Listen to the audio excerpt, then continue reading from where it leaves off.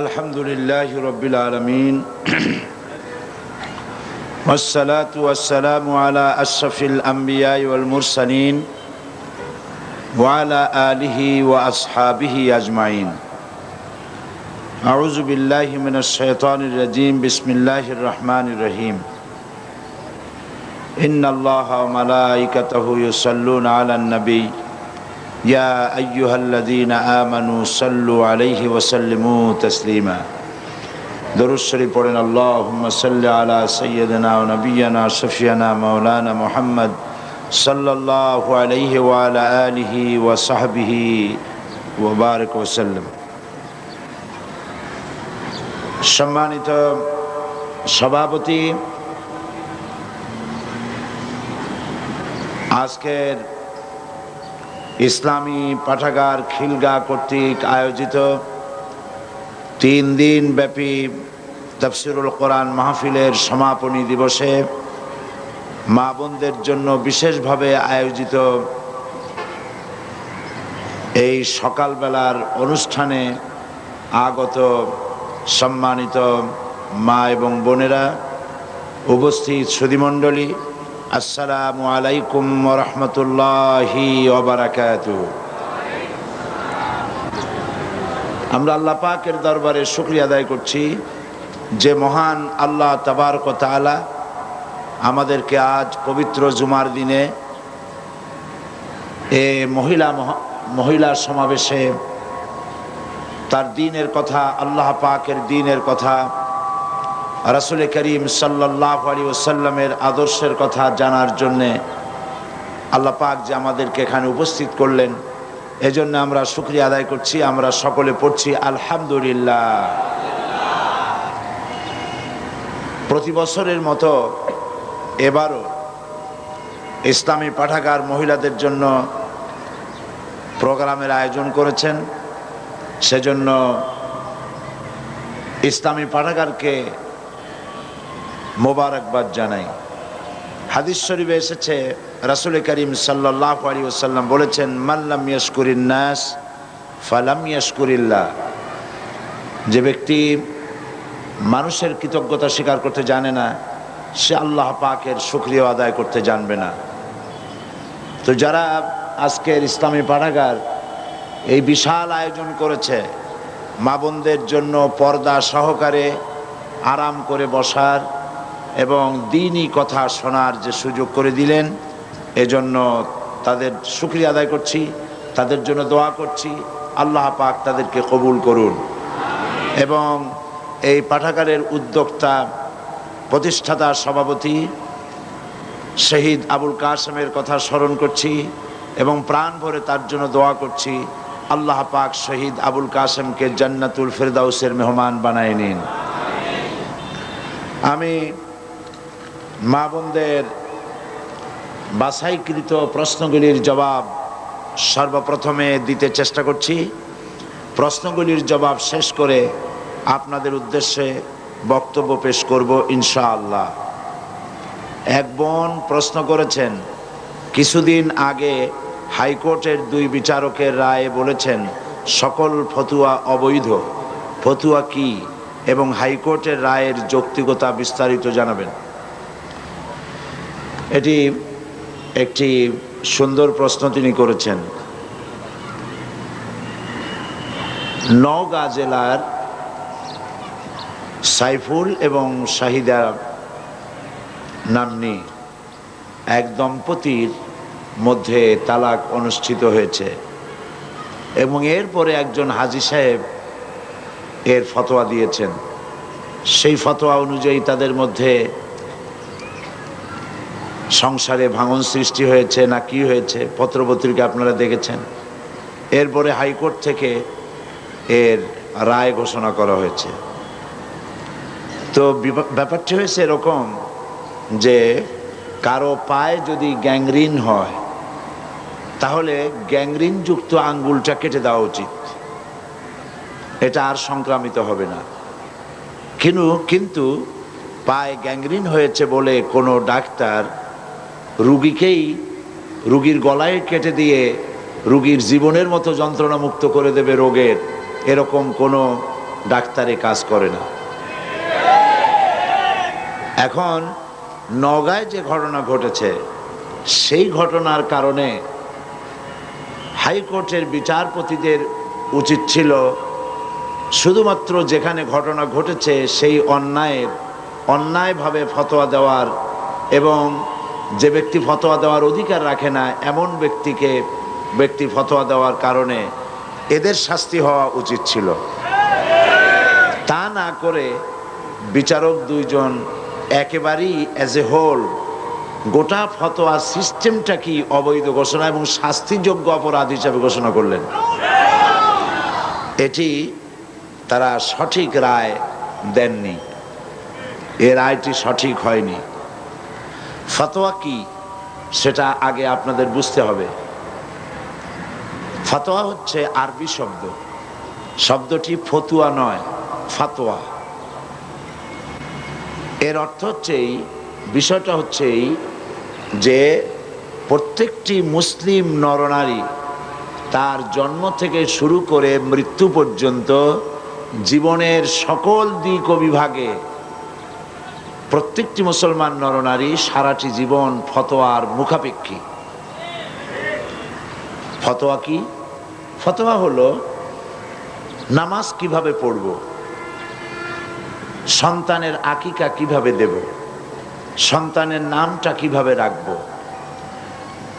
রোজা কেমনে রাখব, কি কি কারণে রোজা ভঙ্গ হয়, কি কি কারণে গোসল ওয়াজিব হয়, ফরজ হয়, বিবাহ কিভাবে করব, দেনমোহর কিভাবে আদায় করব, যদি তালাকের প্রয়োজন হয় তাহলে তার সেই কাজ কিভাবে সম্পাদন করব, ইত্যাদি। জীবন পরিচালনার জন্য যা কিছু প্রয়োজন, এই সব কথাবার্তা জানার জন্য জনগণ বিশেষজ্ঞদের কাছে যাবে। সত্যিকারের যারা আলেম, যারা কোরআন পড়েছেন, হাদিস পড়েছেন, মুমতাজুল মুহাদ্দিসিন, মুমতাজুল ফুকাহা, মুমতাজুল মুফাসসিরিন এরকমের ডিগ্রি অর্জন করেছেন, মুফতি যারা, এই জাতীয় ওলামাদের কাছে যেতে হবে। তো এই সব সমস্যার কথা তাদেরকে বললে ওনারা কোরআন হাদিসের দৃষ্টিতে ওই সমস্যার যেসব সমাধান দিবেন, সিদ্ধান্ত বলবেন, এই সিদ্ধান্তটার আরবি নাম হচ্ছে ফাতোয়া। বিষয়টা বুঝে আসছে কিনা?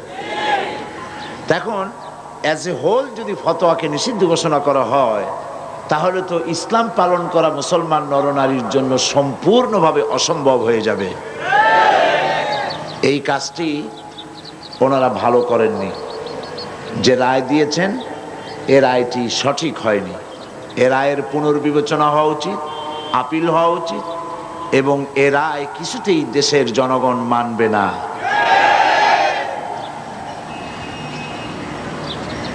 কোরআন শরীফে আল্লাহ পাক বলেছেন, ফাসআল আহলা যিকর ইন কুনতুম লা তা'লামুন, তোমরা যে বিষয় জানো না সে বিষয় যারা জানে তাদের কাছ থেকে জেনে নাও। তো যারা বিবাহের দেনমোহর সম্পর্কে জানে না, তালাক সম্পর্কে জানে না, যাকাত সম্পর্কে জানে না, হজ এবং নামাজ সম্পর্কে জানে না, দ্বীনি বিভিন্ন বিষয় যারা জানে না, তো জানার জন্য তারা আলেমদের কাছে যেতে পারবে না। এটা কেমন রায়? আর আলেমরা এই তারা যা জানতে চায় সেই জানাটার ব্যাপারে মতামত প্রকাশ করতে পারবে না। এটা তো কোনো মুসলমানি আইন হতে পারে না, এটা কোনো মুসলমান দেশে এমন রায় হতেই পারে না। সুতরাং এই রায়টি একটি অন্যায় রায় হয়েছে, সঠিক হয়নি। আর এক বোন বলেছেন, প্রশ্ন করেছেন, হিল্লা বিবাহ কি? আমাদের দেশে হিল্লা বিবাহের প্রথা চালু আছে, তা কি ইসলাম সমর্থন করে? রাগের মাথায় 3 তালাক দিয়ে দিলে পুনরায় বিবাহ করা যাবে কিনা জানতে চাই। এটাও সুন্দর প্রশ্ন। হিল্লা বিবাহ এটি ইসলামের দৃষ্টিতে আদৌ জায়েজ নাই, একেবারেই হারাম, একেবারেই হারাম। তালাকের বিষয়টা হিল্লার প্রশ্ন আসে তালাকের পরে, তাই না? সেজন্য তালাকের কথাটা আগে বলে নেই। ইসলাম কিন্তু তালাক চায় না। আল্লাহর কাছে সমস্ত বৈধ জিনিসের মধ্যে দুটি বৈধ অত্যন্ত জঘন্য, নিকৃষ্ট। একটি হচ্ছে ভিক্ষাবৃত্তি, আরেকটি হচ্ছে তালাক। আল্লাহ পাক আদৌ পছন্দ করেন না। কিন্তু তারপরেও তালাক প্রথাকে ইসলাম তালাকের প্রভিশন রেখেছে। কারণ হতেই পারে এমন যে স্ত্রী শরীয়তের বিধান মানছে না, চরিত্রহীনা হয়ে পড়েছে। তো এই স্ত্রী নিয়ে ঘর গৃহবাস করা স্বামীর জন্য অত্যন্ত দুঃসাধ্য ব্যাপার। আবার এমনও হতে পারে যে স্বামী নপুংসক হয়েছে, পাগল হয়ে গেছে, জালিম। এই স্বামীর ঘর করা স্ত্রীর জন্য মহা সমস্যা। তো ইসলাম তো সকল সমস্যার সমাধান দিতে এসেছে। সেই জন্য তালাকের একটা প্রভিশন রেখেছে, যাতে করে এই যন্ত্রণা কিয়ামত মৃত্যু পর্যন্ত স্বামী স্ত্রীর ভোগ করা না লাগে। কিন্তু এই তালাকটা কখনোই রাগের মাথায় পানে চুন কম হয়েছে কেন, বেগুন ভর্তায় লবণ বেশি হলো কেন, গোশতের মধ্যে তেল বেশি হলো কেন, ভাত এত নরম হয়েছে কেন, এই সব হাবিজাবি কথাবার্তা দিয়ে কথায় কথায় স্ত্রীকে তালাক দেওয়া যাবে না। তালাক হচ্ছে, দেখা গেল যে স্ত্রী দুশ্চরিত্রা, চরিত্রহীনা, অথবা শরীয়তের বিধান মানে না, তাকে চেষ্টা করা হবে। স্বামী স্ত্রীর মনোমালিন্য হয়েছে, চেষ্টা করা হবে মনোমালিন্যকে দূর করে স্বামী স্ত্রীর ভালো সম্পর্কে স্থাপনের জন্য চেষ্টা করা হবে। সেজন্য কোরআন শরীফ বলেছে যে এই চেষ্টার জন্য উভয় পক্ষের মুরব্বীদেরকে ডেকে সালিশ করো। সালিশে যদি না হলো, তাহলে প্রথমত চেষ্টা করো স্বামী স্ত্রী নিজেরা দুইজনে, তাতে যদি না হয় তাহলে সালিশ ডাকো। সালিশে তো যদি না হয় তাহলে এক তালাক দাও। একসঙ্গে 3 তালাক দিও না, 1 তালাক দাও। 1 তালাক দিয়ে সময় দাও, বিছানাটা আলাদা করে দাও, একসাথে এক বিছানায় থেকো না। 1টা তালাক দিয়ে অপেক্ষা করো, দেখো যে 1 তালাক পাওয়ার পরে স্ত্রী তার চরিত্র সংশোধন করে কিনা, ফিরে আসে কিনা।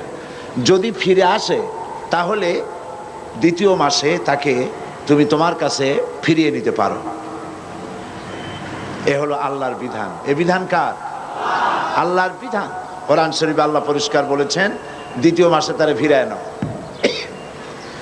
2য় মাসে দেখা গেল স্ত্রী ফিরল না, তার পূর্ব নীতির উপরই বহর, চরিত্র ভালো হলো না, তওবা করলো না, শরীয়ত মানলো না, তাহলে বশ্যতা স্বীকার করলো না, তাহলে 2য় মাসে আর 1 তালাক দাও। বিছানা ওইভাবে আলাদাই থাকুক।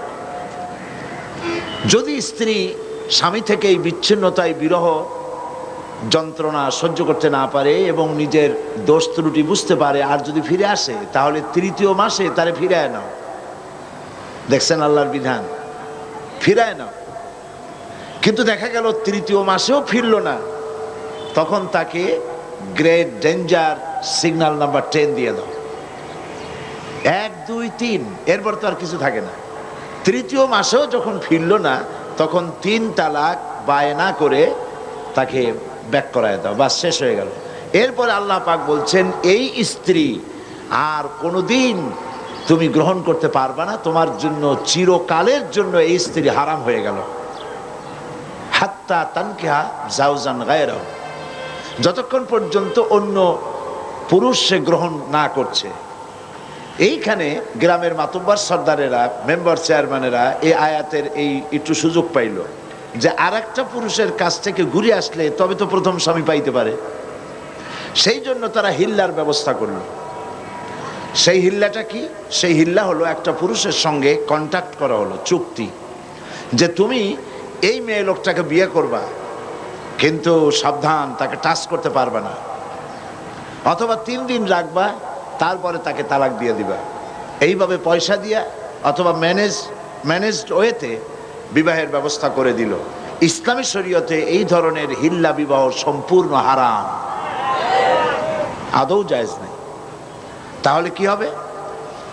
হবে এই যে প্রথম স্বামীর তালাক দেওয়ার পর স্ত্রী ইদ্যত পালন করবে, ইদ্যত পালন করার পর সে ইচ্ছে করে কারো সঙ্গে যদি বিবাহ করে, কোনো পুরুষকে যদি স্বামী হিসাবে গ্রহণ করে, আর ওই পুরুষ যদি মারা যায়, তাহলে প্রথম স্বামী তাকে ইদ্যত পালনের পর আবার স্ত্রী হিসাবে নিতে পারবে। দুই, এ হলো 1 নম্বর সূরত। দ্বিতীয় নম্বর সূরত হচ্ছে এই যে দ্বিতীয় স্বামী বিবাহ করার পর ঘটনাচক্রে যদি দ্বিতীয় স্বামী তাকে তালাক দেয়, কোনো পরিকল্পিত উপায় নয়, চুক্তির ভিত্তিতে নয়, কোনো ঘটনাচক্রে যদি তালাক দেয়, তাহলে প্রথম স্বামী নিতে পারবে। এছাড়া প্রথম স্বামীর কাছে ফেরার বা গ্রহণ করার কোনো সুযোগ নাই। মৃত্যু পর্যন্ত এই স্বামীর জন্য ওই স্ত্রী হারাম হয়ে গেছে। এই হচ্ছে ইসলামের বিধান। গ্রামের মাতব্বর কি বলল, চেয়ারম্যান কি বলল, এইটা ফতোয়া নয়, এইটা ফতোয়ার বিষয় নয়। আজ পত্র পত্রিকাগুলি আর এনজিওরা খালি বলতেছে ফতোয়াবাজ ফতোয়াবাজ ফতোয়াবাজ। এই কথাটা একটা বিদ্বেষমূলক কথা। যেমন হামলাবাজ, মামলাবাজ, দুর্নীতিবাজ, এইগুলি যেমন শব্দ, ফতোয়ার সামনে তেমন কোনো বাজ শব্দ বসানো যায় না। যারা ফতোয়াবাজ বলে ওরা নিশ্চয়ই মতলববাজ। এটা মতলব করে, দুর্বিসন্ধি করে ফতোয়ার মতো এত বড় গুরুত্বপূর্ণ বিষয়কে নিন্দনীয় করার জন্য এই ব্যবস্থা তারা গ্রহণ করেছে। সুতরাং এই বোনের এই প্রশ্নের জবাবে আমি বলছি, হিল্লা বিবাহ ইসলামী বিধান অনুযায়ী কোরআন হাদিসের দৃষ্টিতে সম্পূর্ণ সুস্পষ্টভাবে হারাম, জায়েজ নেই।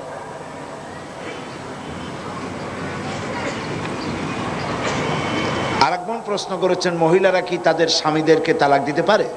হ্যাঁ পারে, সমান অধিকার, তো সমান অধিকার। তবে তালাক কিন্তু কথায় কথায় ইচ্ছে মাফিক দেওয়া যাবে না। স্ত্রী তার স্বামীকে তালাক দিতে পারবে কয়েকটি ক্ষেত্রে। এক, যদি প্রমাণিত হয় যে তার স্বামী নপুংসক, এটা অভিযোগ করলে হবে না, এটা ডাক্তার কর্তৃক প্রমাণিত হতে হবে যে স্বামী নপুংসক, তাহলে এই স্বামীকে বাদ দিয়ে স্ত্রী ইচ্ছে মতো কোনো পুরুষকে গ্রহণ করতে পারে। দুই, যদি স্বামী পাগল হয়ে যায়, উন্মাদ হয়ে যায়, তার সারার আর কোনো লক্ষণ নাই, তাহলে এই স্বামী পরিত্যাগ করে স্ত্রী স্বামীকে তালাক দিয়ে নতুন কোনো পুরুষকে স্বামী হিসেবে গ্রহণ করতে পারে। তিন, স্বামী যদি জালিম হয়, তার জুলমে, তার অত্যাচারে স্ত্রী অতিষ্ঠ, তার প্রাণ রক্ষা করা মুসিবত, মুশকিল, এসব কথাগুলি কোর্ট কর্তৃক প্রমাণিত করে স্ত্রী তার স্বামীকে পরিত্যাগ করতে পারে। সুতরাং স্ত্রীকে তালাক দেওয়া স্বামীর একতরফা অধিকার নয়, স্ত্রীকেও অধিকার দেওয়া হয়েছে, স্বামীকে ক্ষেত্র বিশেষে তালাক দেওয়ার অধিকার সেও রাখে। এই বোন আরো একটি প্রশ্ন করেছেন, কিভাবে কি কথায় রাগের অবস্থায় যদি তালাক দেওয়া হয় তা কার্যকর হবে কিনা? হ্যাঁ, তালাকটা আইয়ুব খানের পারিবারিক ল যেটা করেছেন, কি জানি নাম ওইটার, মুসলিম পারিবারিক আইন। মুসলিম পারিবারিক আইনকে এই যে ইদানিং দুইজন বিচারপতি কোর্টে যে রায় দিয়েছেন, তার মধ্যে ওনারা এই কথাও বলেছেন যে মুসলিম পারিবারিক আইন, এই আইনটাকে মসজিদের খতিবরা, মাদ্রাসার শিক্ষকরা তারা মুসল্লিদেরকে এবং ছাত্রদেরকে বুঝিয়ে দিবেন। মসজিদের খতিব, মাদ্রাসার শিক্ষক, হাইকোর্টের এই দুজন বিচারপতির এই হুকুম মানতে বাধ্য নয়। কারণ পাকিস্তানের সব খারাপ, ঠিক কিনা? পাকিস্তানের সবই তো খারাপ, তাহলে আইয়ুব খানের তৈরি করা মুসলিম পারিবারিক আইন এত ভালো লাগলো কেন? এইটা ভালো লাগার কারণ হচ্ছে যেহেতু মুসলিম পারিবারিক আইন আইয়ুব খান যেটা তৈরি করেছিলেন সেটা ইসলাম বিরোধী, সেই জন্য ভালো লাগছে। এবং এইটার বিরোধিতা করেছিল তৎকালীন সমস্ত আলেম ওলামা, পীর বুজুর্গ এক হয়ে এটার বিরোধিতা করেছেন। এবং আইয়ুব খানের পতনের যত কারণ ছিল তার মধ্যে এটাই ছিল একটা অন্যতম বড় কারণ, মুসলিম পারিবারিক আইন। এই আইনের মধ্যে বলা হয়েছে একসঙ্গে 3 তালাক দিলে এক তালাক হবে বলা হয়েছে। এটা সম্পূর্ণ অন্যায়, অবৈধ। দুনিয়ার কোনো আলেমে কথা বলবে না। যারা সত্যিকারে আলেম, সরকারের পা চাটা গোলাম বা দালাল নয়, সে ধরনের সমস্ত আলেম ওলামা মুফতি সকলে একথা বলবেন, একসঙ্গে 3 তালাক দিলে 3 তালাক হয়েই যাবে, তবে তালাকটা হবে তার জন্য কবিরা গুনাহ। যে তালাক দিল তার জন্য কবিরা গুনাহ হবে, মাকরুহ তাহরিমি হবে। এইভাবে 3 তালাক একসঙ্গে দেওয়া জায়েজ নাই, কিন্তু তালাক দিলে পরে তালাক হয়ে যাবে। 3 তালাক দিলে 3 তালাকই হয়ে যাবে। তার রাগ বসতি দিক আর হাসি খুশিতে দিক, যে কোনো অবস্থায় দিক, যদি সে পাগল না হয়, উন্মাদ না হয়, তাহলে একসঙ্গে 3 তালাক দিলে 3 তালাক হয়েই যাবে।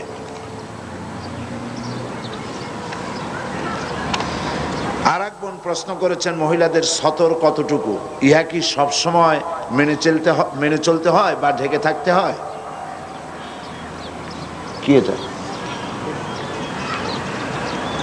মহিলাদের সতর, পুরুষের সতর হচ্ছে নাভি থেকে শুরু করে হাঁটু পর্যন্ত, এইটা ঢেকে রাখা ফরজ। কথা বুঝতে পেরেছেন? আমাদের দেশে ইসলামী শাসন না থাকার কারণে আমাদের দেশের সেনাবাহিনী, বিডিআর, পুলিশ, আনসার, তাদেরকে হাফ প্যান্ট পরায়া পিটি করানো হয়। এটি জায়েজ নাই।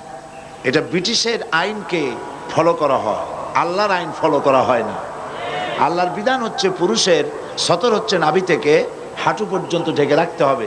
হাঁটুর উপরে প্যান্ট পরে বালেগ পুরুষের জন্য এটা জায়েজ নাই, সম্পূর্ণ হারাম।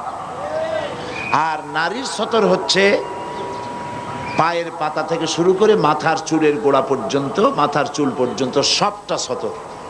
পুরুষের নাভি থেকে হাঁটু আর নারীর সবটা সতর। নারীর মাথার চুল পরপুরুষকে দেখাবার বিষয় নয়। কোরআন শরীফে আল্লাহ পাক বলেছেন, নারী, বয়সপ্রাপ্তা নারী এমন একটা চাদর পরবে, যে চাদরটা পরলে পরে তার মাথা, তার গলা, তার বুকটা সম্পূর্ণভাবে ঢেকে যায়। এ ধরনের একটি চাদর পরা আল্লাহ পাক ফরজ করে দিয়েছেন। সুতরাং মাথার চুল ঢেকে রাখতে হবে, গলাটা ঢাকতে হবে, বুকটা ঢাকতে হবে। শুধুমাত্র খোলা থাকবে তার হাতের কবজি পর্যন্ত, আঙ্গুলের মাথা থেকে শুরু করে কবজি পর্যন্ত, কবজি থেকে নিয়ে আঙ্গুলের মাথা পর্যন্ত 2 হাতে। আর পায়ের গিরা থেকে নিয়ে পায়ের পাতা এটুকুন খোলা থাকতে পারে, বাকি সবটাই হচ্ছে পরপুরুষের কাছে প্রদর্শন করা সম্পূর্ণ নাজায়েজ, এগুলি প্রকাশ করা যাবে না। দ্বিতীয় প্রশ্ন করেছেন তিনি, মুখমণ্ডল ঢাকা কি পর্দার অন্তর্ভুক্ত? দেবর, ভাসুর এবং চাচাতো, মামাতো, খালাতো ভাইদের সাথে পর্দা করার ধরন কিরূপ হবে, দয়া করে বলুন। মুখমণ্ডল ঢাকার ব্যাপারে আপনাদের সকলের জানা দরকার। মুখমণ্ডল অনেকে ঢাকেন না পরপুরুষের সামনে, আমি এর যুক্তি খুঁজে পাই না। যারা যে সমস্ত মহিলারা মুখ ঢাকতে চান না বা মুখমণ্ডল ঢাকেন না, তাদের দলিল কি? কোরআন শরীফে, হাদিস শরীফের, কোরআনের একটি আয়াত বা একটি শব্দ, হাদিসের একটি বাক্য এমন কি পাওয়া যাবে যার দ্বারা প্রমাণিত হয় যে মেয়ে লোকরা তারা তাদের মুখ খোলা রাখতে পারবে পরপুরুষের সামনে? আমি তো পাইনি। আমি যদ্দূর পড়াশোনা করেছি, আমি একজন ছোট মানুষ, ছোট ব্যক্তি, আমার পক্ষে যদ্দূর সম্ভব লেখাপড়া করা, আমার কাছে যথেষ্ট কিতাবপত্র কালেকশন আছে আলহামদুলিল্লাহ। তো আমি যদ্দূর পড়াশোনা করেছি, আমি এরকম একটি হাদিস, এরকম কোরআনের একটি আয়াত কোথাও পাই নাই যার দ্বারা নারী তার চেহারাকে পরপুরুষের সামনে খুলে রাখতে পারে, এমন কোনো আয়াত বা হাদিস আমার সামনে পড়ে নাই। যদি কেউ পেয়ে থাকেন তাহলে আমাকে জানালে আমি খুশি হব, আমি শিখতে পারবো। আমি পাইনি। মুখমণ্ডল খোলা রাখবেন কেন? আমার প্রশ্ন, মানুষের শরীরের কোন অংশ, পুরুষ হোক আর নারী হোক, তার শরীরের কোন অংশ সব থেকে বেশি আকর্ষণীয়? বলেন বলেন। মুখ, তার চেহারা। একটা পুরুষ আর একটা নারী দেখে পাগল হয়ে যায়, তারপরে কত দুর্ঘটনা ঘটে, আত্মহত্যা পর্যন্ত হয়ে যায় সেই মেয়েটিকে না পাওয়ার কারণে, এবং সেই ছেলেটিকে না পাওয়ার কারণে কত মেয়ে আত্মহত্যা করে। এটা মেয়েটার শরীরের কোন অংশ দেখে এই ছেলেটা পাগল হয়েছে? মেয়ের ঠ্যাং দেখে, তার হাত দেখে, তার মুখমণ্ডল, তার চেহারা দেখে, তার অ্যাপিয়ারেন্স, তার চেহারা দেখে। একজন আরেকজনের মুখমণ্ডল চেহারা দেখি, চেহারাই হচ্ছে গোটা বডির মধ্যে সৌন্দর্যের কেন্দ্র, সৌন্দর্যের সেন্টার তার চেহারা। আল্লাহই বানিয়েছেন। তো আপনার শরীরের যে অংশটা সব থেকে বেশি আকর্ষণীয়, সেই চেহারাটাই যদি খোলা রাখলেন, তাহলে গোটা শরীরটা ঢেকে রেখে তাতে ফায়দা কতটুকুন হলো? এই জন্য চেহারাটাকে ঢেকে রাখতে হবে, এটাই নিয়ম। কত সুন্দর বোরখা বেরিয়েছে আজকাল। বোরখা এখন একটা ফ্যাশন, ঠিক না? তবে আবার এরকম বোরখা পরা উচিত না যেই শরীরের আকর্ষণ ঢাকার জন্য আপনি বোরখা পরলেন, সেই বোরখার আকর্ষণে আবার লোকেরা আপনার দিকে সবসময় তাকায় না থাকে। কথা ঠিক কিনা? এ ধরনের অনেক বোরখা তৈরি হয়েছে যে দারুণ ফ্যাশন ট্যাশন দিয়ে তৈরি হয়েছে। সৌদি আরবে এই ফ্যাশনওয়ালা বোরখা, এবার আমি হজের মৌসুমে মক্কা শরীফে ছিলাম, শুনেলাম দোকানদারেরা আমাকে বললেন যে ফ্যাশনওয়ালা বোরখা গভর্নমেন্ট বন্ধ করে দেওয়ার জন্য সিদ্ধান্ত নিয়েছে, যে এত ফ্যাশন বোরখাই করতে পারবে না। তো চেহারাটা ঢেকে রাখতে হবে, আর হিজাব এবং নেকাব পড়তে হবে। নাকের উপর দিয়ে সুন্দর করে রুমাল দিয়ে বাঁধবে, আর ভুরুর উপর দিয়ে চোখ দুটো খোলা থাকবে, ব্যাস আপনার বোরখা পরা হয়ে গেল, হিজাব পরা হলো। এর দ্বারা আপনি নিরাপত্তা লাভ করতে পারবেন। আর চেহারা যদি খোলাই থাকলো, আপনার প্রতি যুবকদের আকর্ষণ বাড়লো, পুরুষদের আকর্ষণ বাড়লো, পথে ঘাটে আপনি বিপদগ্রস্ত হবেন। অবৈধ কারা মাইক বাজায়, কারাই মাইক বাজায়, এত অনুরোধ দিয়ে কাম কি? তো চেহারা দেখে পাগল হলো, তারপরে প্রেম নিবেদন করলো, প্রেমে সে স্বীকৃতি দিল না মেয়েটা, তারপরে অ্যাসিড নিক্ষিপ্ত হওয়ার দুর্ভাগ্য তাকে বরণ করতে হলো। এ সবকিছুই হলো বেপরদার কারণে, ঠিক কিনা বলে? বেপরদার কারণে।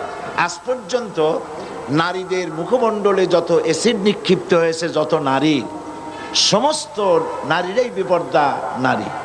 আপনি বলতে পারবেন না যে কোনো বোরখা পরা নারীরা, পর্দানসীনা কোনো মহিলা অ্যাসিড আক্রান্ত হয়েছে, এর কোনো নজির নাই। কারণ হলো বোরখা পরে এ মহিলা আল্লাহর হুকুম পালন করেছে, তাই আল্লাহ পাক তাকে নিরাপত্তা প্রদান করেছেন। এই জন্য মুখমণ্ডল ঢেকে রাখতে হবে।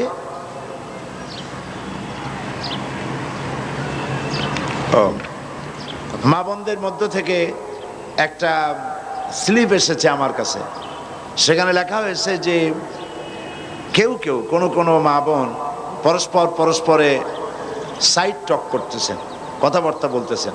এটা স্বাভাবিক, অনেকদিন পর অনেক সাথে দেখা হয়, বুবু তোমার মেয়ে কোথায় বিয়ে দিছো, তুমি খাইছো কি, ইত্যাদি কথাবার্তা হতেই পারে। তো সেজন্য আমি অনুরোধ করবো, এখন যদি আপনারা কথা বলেন তাহলে আমাকে নাই ভালো ছিল, আপনারা গল্প করতেন। আমাকে যখন এনেছেন তখন আমার কথা মেহরবানি করে শুনুন, আমি বক্তব্য শেষ করি, তারপর আপনারা আরো 1 ঘন্টা এখানে বসে থাকেন পর্দার মধ্যে, আর নিজেরা খোঁজ গল্প করুন, কোনো অসুবিধা নেই।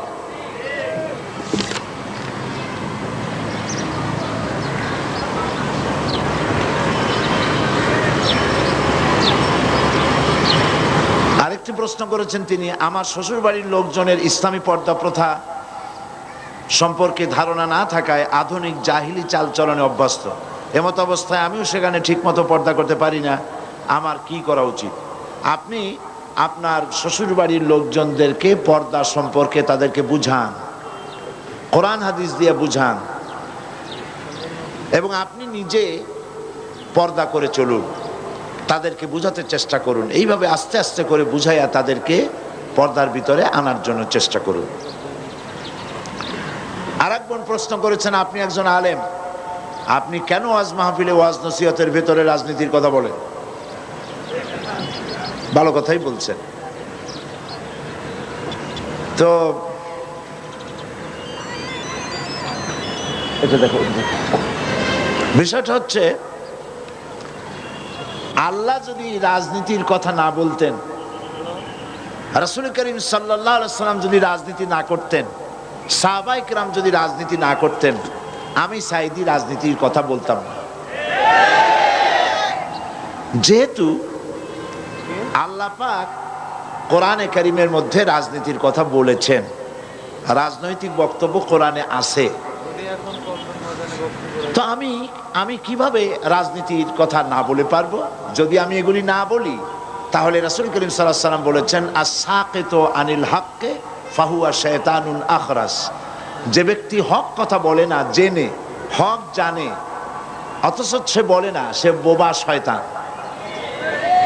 কাজেই যারা কোরআন হাদিস জানার পরেও কোরআন হাদিসের অর্থনীতি, রাজনীতি সম্পর্কে জনগণকে অবহিত করে না, রাসূল যে কথা বলেছেন সে তো বোবা শয়তান হয়ে যাবে।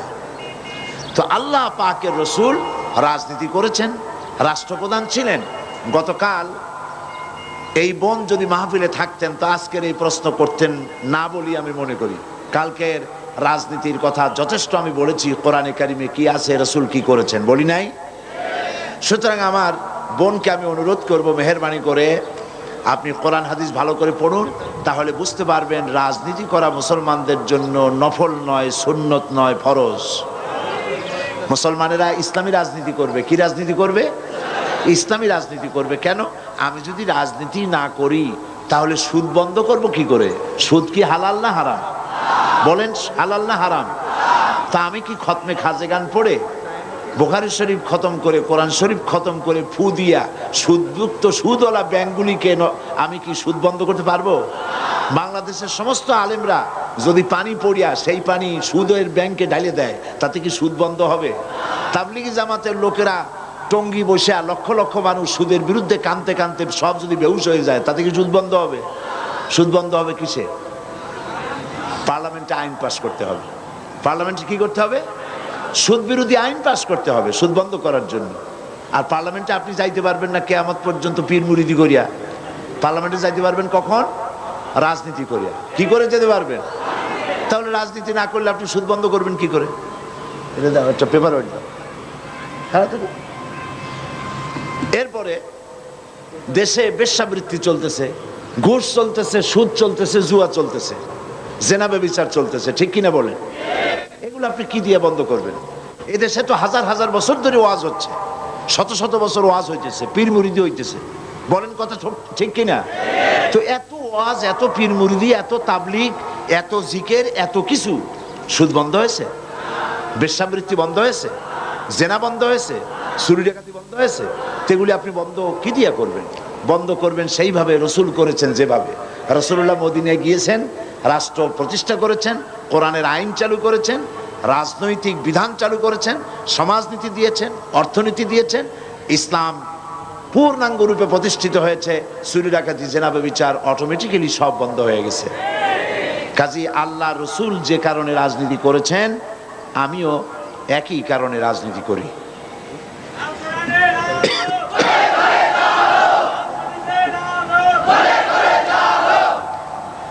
আর এক বোন প্রশ্ন করেছেন, পায়ে মেহেদি দেওয়া কি জায়েজ আছে?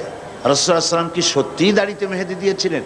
এ সম্পর্কে বিস্তারিত আলোচনা করলে কৃতজ্ঞ হবে। এত বিস্তারিত বলার দরকার নেই, শুধু এতটুকুন জেনে রাখুন যে রাসূল করিম সাল্লাল্লাহু আলাইহি ওয়াসাল্লাম মেহেদি লাগান নাই, কারণ তার মেহেদি লাগাবার কোনো দরকার হয়নি।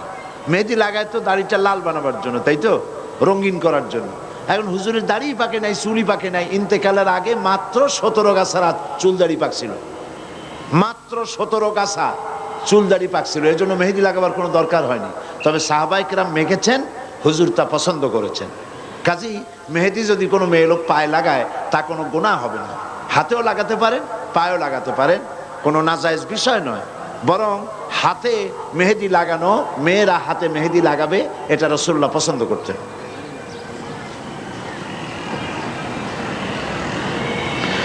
আর এক বোন বলেছেন, আমি আমার স্বামীর সাথে না বুঝে খারাপ ব্যবহার করেছি, এর কি সমাধান হতে পারে? খারাপ ব্যবহার যদি আপনি করেছেন, এখন যখন বুঝছেন, তো স্বামী তো দূরের কোনো বিষয় নয়, আপনার একেবারে হাতের মুঠোয়, আপনি তার কাছ থেকে ক্ষমা চেয়ে নিন, ব্যাস ঝামেলা চুকে যাবে। রমজান মাসে মহিলাদের যে রোজা ভাঙা লাগে, সেই রোজা ভেঙে ভেঙে থাকলে কি হবে? হ্যাঁ হবে। আপনি এক সময়ও রাখতে পারেন, আবার ভেঙে ভেঙেও রাখতে পারেন, অসুবিধা নেই। তবে এক সময় রাখাই ভালো, এক সময় চলে গেল, তা না হলে পরে ভেঙে ভেঙে রাখতে গেলে আবার আপনারই অসুবিধা হবে, অসুবিধা নানান রকম হয়ে যায়, শয়তানের ওয়াসওয়াসা হয়, আগামী মাসে রাখো, পরের মাসে রাখো, এইসব ঝামেলা হয়।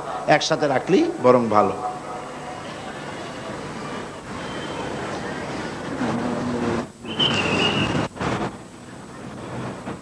আমাদের জীবনে অনেক কাজা নামাজ আছে, ওই নামাজ আমাদের পড়তে হবে কিনা বলবেন।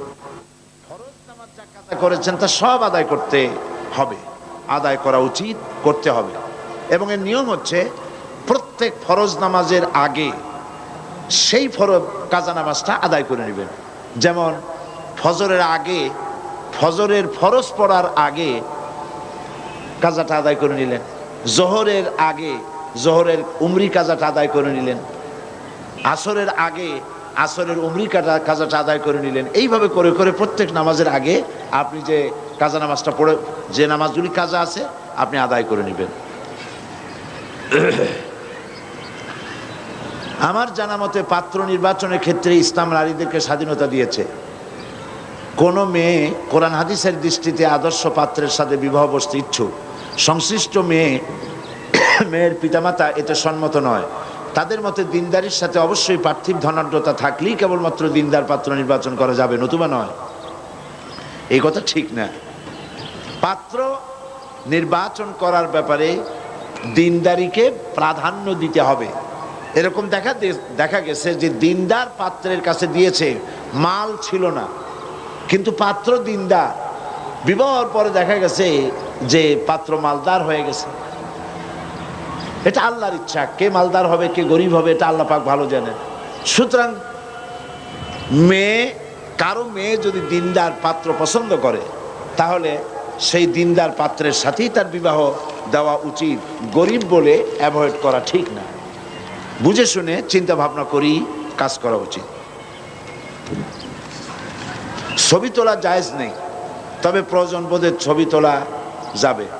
আমার কাছে একজন প্রশ্ন তুলেছে, ছবি তোলা যদি জায়েজই না হয় তবে সাইদি সাহেব কিভাবে ছবি তুলতে দিচ্ছেন? সাংবাদিকেরা যা সংবাদপত্রে আসছে এবং ক্যাসেটের কভারে দেখা যাচ্ছে, দয়া করে বিষয়টি শরীয়তের আলোকে জানতে চাই। ছবি তোলার ব্যাপারে ইসলামের বিধান হচ্ছে অহেতুক ছবি তোলা যাবে না। আজ-জারুরাত তাবিহুল মাহজুরাত। অনেক সময় অবৈধ জিনিসকেও অত্যন্ত জরুরি কারণে বৈধ হয়ে যায়। ছবি তোলা জায়েজ নাই বিনা কারণে, কিন্তু যদি পাসপোর্ট করতে হয় তো ছবি আপনাকে করতেই হবে। আপনি কলেজে ভর্তি হবেন, ব্যাংকে টাকা রাখবেন, ছবি আপনাকে করতে হয়। হজে যাবেন, সেজন্য আপনাকে ছবি করতে হয়। এমনিভাবে যে সমস্ত জরুরি কাজ আছে সেসব জরুরি কাজে ছবি তোলা জায়েজ আছে, কিন্তু শৌখিনতার কারণে ছবি বানাইয়া অ্যালবামে বাঁধাই করা অথবা ফ্রেমে আটকিয়ে ঝুলিয়ে রাখা, এভাবে এই কারণে ছবি তোলা জায়েজ নাই। আমার ছবি তোলার ব্যাপারে যে প্রশ্ন তুলেছেন, আমার ছবি যারা তুলছে আমার সামনে তারা শৌখিন কোনো ফটোগ্রাফার নয়, এরা সাংবাদিক। আর যেই ছবি তোলার পেছনে কোনো নিউজ ভ্যালু থাকে সে ধরনের ছবি তুলতে ইসলামের কোনো আপত্তি নাই, সে ধরনের ছবি তোলা যেতে পারে। যারা এই মাহফিলে আসে নাই, বাংলাদেশের বিভিন্ন জায়গায় রয়েছে, তারা পত্রিকার মাধ্যমে তারা জানতে পারে যে এত সন্ত্রাস, এত অসুবিধা, এত জুলম, এত নির্যাতনের পরেও হাজারো লাখ মানুষ পল্টনে একত্রিত হয়েছে কোরআন শোনার জন্যে। এটি পত্রিকার মাধ্যমে লোকেরা জানতে পারে। ফলে ছবি, সাংবাদিকেরা যে ছবি নেয়, যে সমস্ত ছবির নিউজ ভ্যালু হয়, এই ধরনের ছবি তোলা নাজায়েজ নয়। মেয়েদের স্বামী মারা গেলে রঙিন শাড়ি ও গহনা পরতে দেওয়া হয় না, এটা কি কোরআনের বিধান? না, কোরআনের বিধান নয়। শোক যতদিন থাকে, 40 দিন পর্যন্ত শোক পালন করতে হয়। সেই শোক পালনের সময় স্বর্ণ, তারপরে এই কি বলে রঙিন কাপড় চোপড়, রূপচর্চা ইত্যাদি কার জন্য? যার জন্য ছিল তিনি তো বিদায় হয়ে গেছেন। কিন্তু এই শোক পালনের পর নারীর জন্য গহনা পরা এবং রঙিন শাড়ি পরা নিশ্চয়ই নাজায়েজ নয়। এটা কোরআন এবং হাদিসের কোনো বিধান নয়। এনজিওদের মহাসমাবেশের বিরুদ্ধে আপনাদের ভূমিকা কি ছিল? এনজিওরা মহাসমাবেশ করবে, সেখানে আমাদের তাদের বিরুদ্ধে ভূমিকার দরকারটা কি? তবে তারা যে মহাসমাবেশ করেছে, এই মহাসমাবেশটি সম্পর্কে আপনাদের জানা দরকার। এটি সরকার, আমাদের কাছে খবর এসেছে, পত্রপত্রিকার মাধ্যমে আমরা জানতে পেরেছি যে সরকার নিজেদেরকে, নিজের ক্ষমতাকে টিকে রাখার জন্য এনজিওদেরকে ব্যবহার করছে, আর এনজিওরা সরকারকে টিকায় রাখার জন্য মদত যোগাচ্ছে। তারা মানুষকে সারা দেশ থেকে এনেছে। পত্রিকায় দেখেছি 10 কোটি টাকা নাকি বরাদ্দ ছিল এই আয়োজনের জন্য। আমি জানি না কত কোটি টাকা ছিল। এই যে প্যারেড গ্রাউন্ডে যেটা হলো, এই যে লোকগুলি আনা হলো, এই লোকগুলি ইচ্ছায় স্বেচ্ছায় কেউ আসে নাই।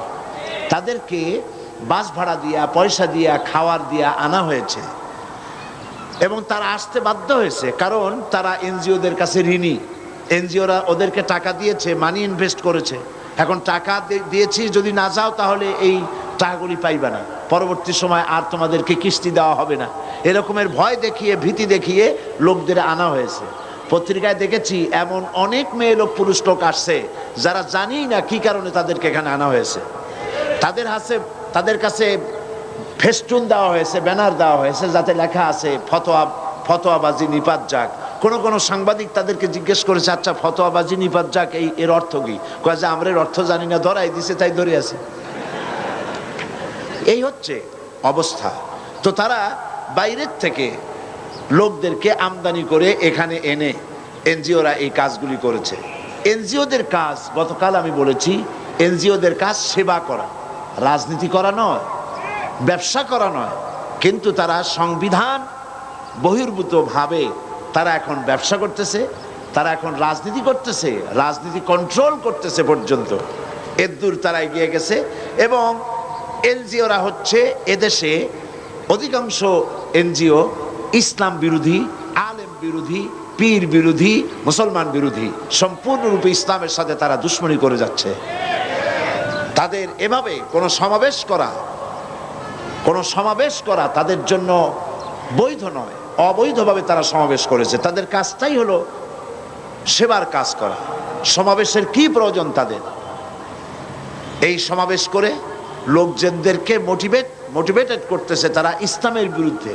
বর্তমান সরকারের আগামী নির্বাচনে তারা ক্যানভাসারের ভূমিকা পালন করছে। বিয়ের কনেকে পার্লার থেকে সাজানো জায়েজ কি? এখন বাড়িতে যদি কেউ সাজাইতে না পারে, বিবাহের জন্য মেয়ে তো সাজাইতেই হবে। বিবাহ তো কোনো শোক দিবস নয় যে কালো একটা শাড়ি পরে মুখ বুজে বসে থাকবে, তো সাজানো লাগবেই। এখন সুন্দর করে সাজাবার লোক যদি বাড়িতে না থাকে, তাহলে বিউটি পার্লারে যেতেই পারে। তবে বিউটিশিয়ান কোনো পুরুষের কাছে যাওয়া যাবে না।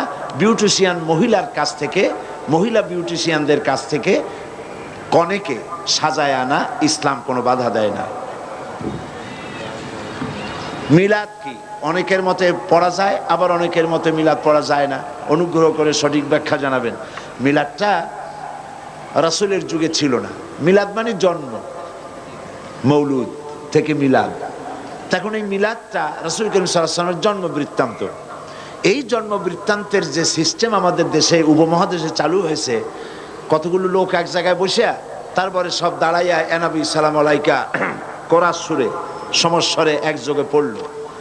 এইটা রাসূলের যুগে ছিল না, এটা সাহাবায়ে কেরামের যুগে ছিল না, এটা তাবিঈনদের যুগে ছিল না, এটা তাবিঈনদের যুগে ছিল না। এখন আপনারা মনে করেন যে কোনো জিনিসে খুব সওয়াব আছে এমন কোন জিনিসকে রাসূলুল্লাহ আমাদেরকে জানান নাই, সাহাবায়ে কেরাম আমাদের জানান নাই। আপনারা কি এই ধরনের বিশ্বাস করবেন? এরকম বিশ্বাস করবেন? যাতে সওয়াব আছে রাসূলুল্লাহ সব আমাদের জানাইছেন, সাহাবায়ে কেরাম আমাদের সব জানাইছেন। তো মিলাদে যদি সওয়াব থাকবে তো রাসূলুল্লাহ বললেন না কেন? সাহাবীদের চাইতে আমরা কি বেশি রাসূলুল্লাহকে ভালোবাসতে পারবো? জবাব দেন, পারবো? তো যদি এইটা রাসূলুল্লাহর ভালোবাসার কারণে হয়, তাহলে সাহাবীরা কেন মিলাদ পড়েন নাই? তারা কেন ইয়া নবী সালাম আলাইকা, ইয়া রাসূল সালাম আলাইকা একযোগে দাঁড়ায় পড়ে নাই? এই কথাগুলি বোঝেন আপনারা? রাসূলের যুগে নাই, সাহাবীদের যুগে নাই, তাবিঈনদের যুগে নাই, তাবিঈনদের যুগে নাই। রাসূলুল্লাহর ইন্তেকালের 600 বছর পর মিলাদ আবিষ্কার হয়েছে। এইরকম একটা সুস্পষ্ট বিদআত মুসলমানদের পালন করা উচিত নয়। মহিলাদের সালোয়ার কামিজ ছাড়া কাপড় পরে নামাজ হয় কিনা বুঝিয়ে বলবেন। হবে না কেন? শাড়ি পরে পড়বেন, হবে। সালোয়ার কামিজ শাড়ি যেটাই পরবেন আপনার সতরটা পুরাপুরি ঢাকলেই হলো, নামাজ হয়ে যাবে। বর্তমান প্রেক্ষাপটে গার্মেন্টসের মেয়েরা কিভাবে পর্দা করবে? গার্মেন্টসে তো মেয়েরাই বেশি, সেখানে আপনি পর্দা করার জন্য বাইরে যেভাবে চলেন ওইভাবে বোরখাটা পরে নেবেন, চোখ দুটো খোলা রাখবেন। পুরুষ না থাকলে মুখ খোলা রেখেও কাজ করতে পারবেন, পুরুষ এসে গেলে আবার নেকাবটা পরে নেবেন, এভাবেই কাজ করবেন। মহিলাদের হাত পা মুখমণ্ডল কি সতরের অন্তর্ভুক্ত না? এটার এর জবাব তো দিয়েছি।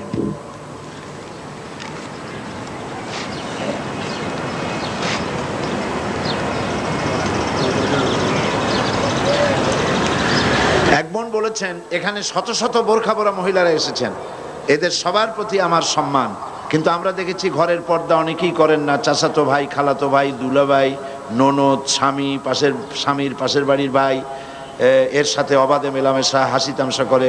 দয়া করে উপর একটু বক্তব্য করুন। তো এটা তো আসলেই খুব দুঃখজনক। বাইরে এসে বোরখা পড়লেন আর ভিতরে খালাতো ভাই, মামাতো ভাই, দুলাভাই, ননদ, আরও জনে কি আছে, এদের সঙ্গে এই হাসি তামাশা খোলাভাবে চলাফেরা করা, এই পর্দার কোনো মানে হবে না, এর মানে হবে না। পরপুরুষ থেকে আপনাকে আপনার স্বাতন্ত্র্য বজায় রাখতেই হবে। পরপুরুষ কারা? পরপুরুষ হচ্ছে স্বামীর মৃত্যুর পরে যে সমস্ত পুরুষের সাথে বিবাহ জায়েজ আছে, সব পরপুরুষ। এদের সঙ্গে আপনাকে শালীন এবং মার্জিতভাবে চলাফেরা করতে হবে। কাদিয়ানীদের ছেলে মেয়েদের কোরআন শিক্ষা দেওয়া ঠিক কিনা?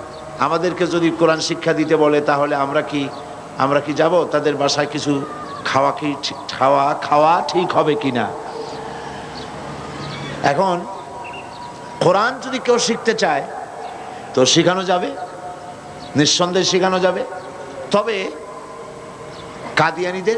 কাদিয়ানীরা ইসলামের দৃষ্টিতে কাফের, নিঃসন্দেহে কাফের। তাদের তৈরি করা কোনো খাবার মুসলমানদের খাওয়া উচিত নয়।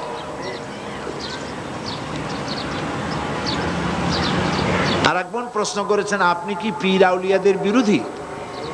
এই প্রশ্ন কেন করলেন? আমি কি পীর আউলিয়া বিরোধী কোনো মুভমেন্ট করেছি নাকি? পীর আউলিয়া বিরোধী আমি নই, বরং পীর আউলিয়াদের খেদমত আমি স্বীকৃতি দেই। তবে হ্যাঁ, আমি এক শ্রেণীর পীর বিরোধী। তারা কারা? তারা হচ্ছে যারা বেদাত এবং শিরকের মধ্যে লিপ্ত, যারা মানুষের ধর্মীয় অনুভূতিকে কাজে লাগায়া পয়সা উপার্জন করে, যারা হক কথা বলতে ভয় পায়, হক কথা বলে না, আমি তাদের বিরোধিতা করি। যারা বেদাত এবং শিরকের ছড়াছড়ি করে, ওরস, মহাপবিত্র ওরস শরীফ ইত্যাদি হাবিজাবি করে মানুষের পয়সা লোটে, আমি তাদের বিরোধিতা করি। কোন হক্কানি পীর, প্রতিষ্ঠিত আলেমে দ্বীন, যারা সত্যিকারের দ্বীনের খেদমত করেন, জীবনের ঝুঁকি নিয়ে কথা বলেন, পয়সা উপার্জনই পীর মুরিদির লক্ষ্য নয়, আমি সেসব পীরদেরকে শ্রদ্ধা করি, মহব্বত করি। ইসলামী আন্দোলন নারীদের জন্য কতটুকু প্রযোজ্য এবং তা কিভাবে করা যাবে, একথা আমি আমার আলোচনার মধ্যে বলবো ইনশাআল্লাহ। প্রত্যেকটি মানুষের তো হিসাব নেওয়া হবে, কিন্তু যাদের জ্ঞান হবার আগেই মারা যাবে তাদের কি হবে? এ তো বোঝা খুবই সহজ ব্যাপার। যার জ্ঞানই হয়নি, সত্য অবস্থা মারা গেছে, তার আবার বিচার কি? ও তো বিনা বিচারে আল্লাহ তার ব্যাপারে ফয়সালা গ্রহণ করবেন।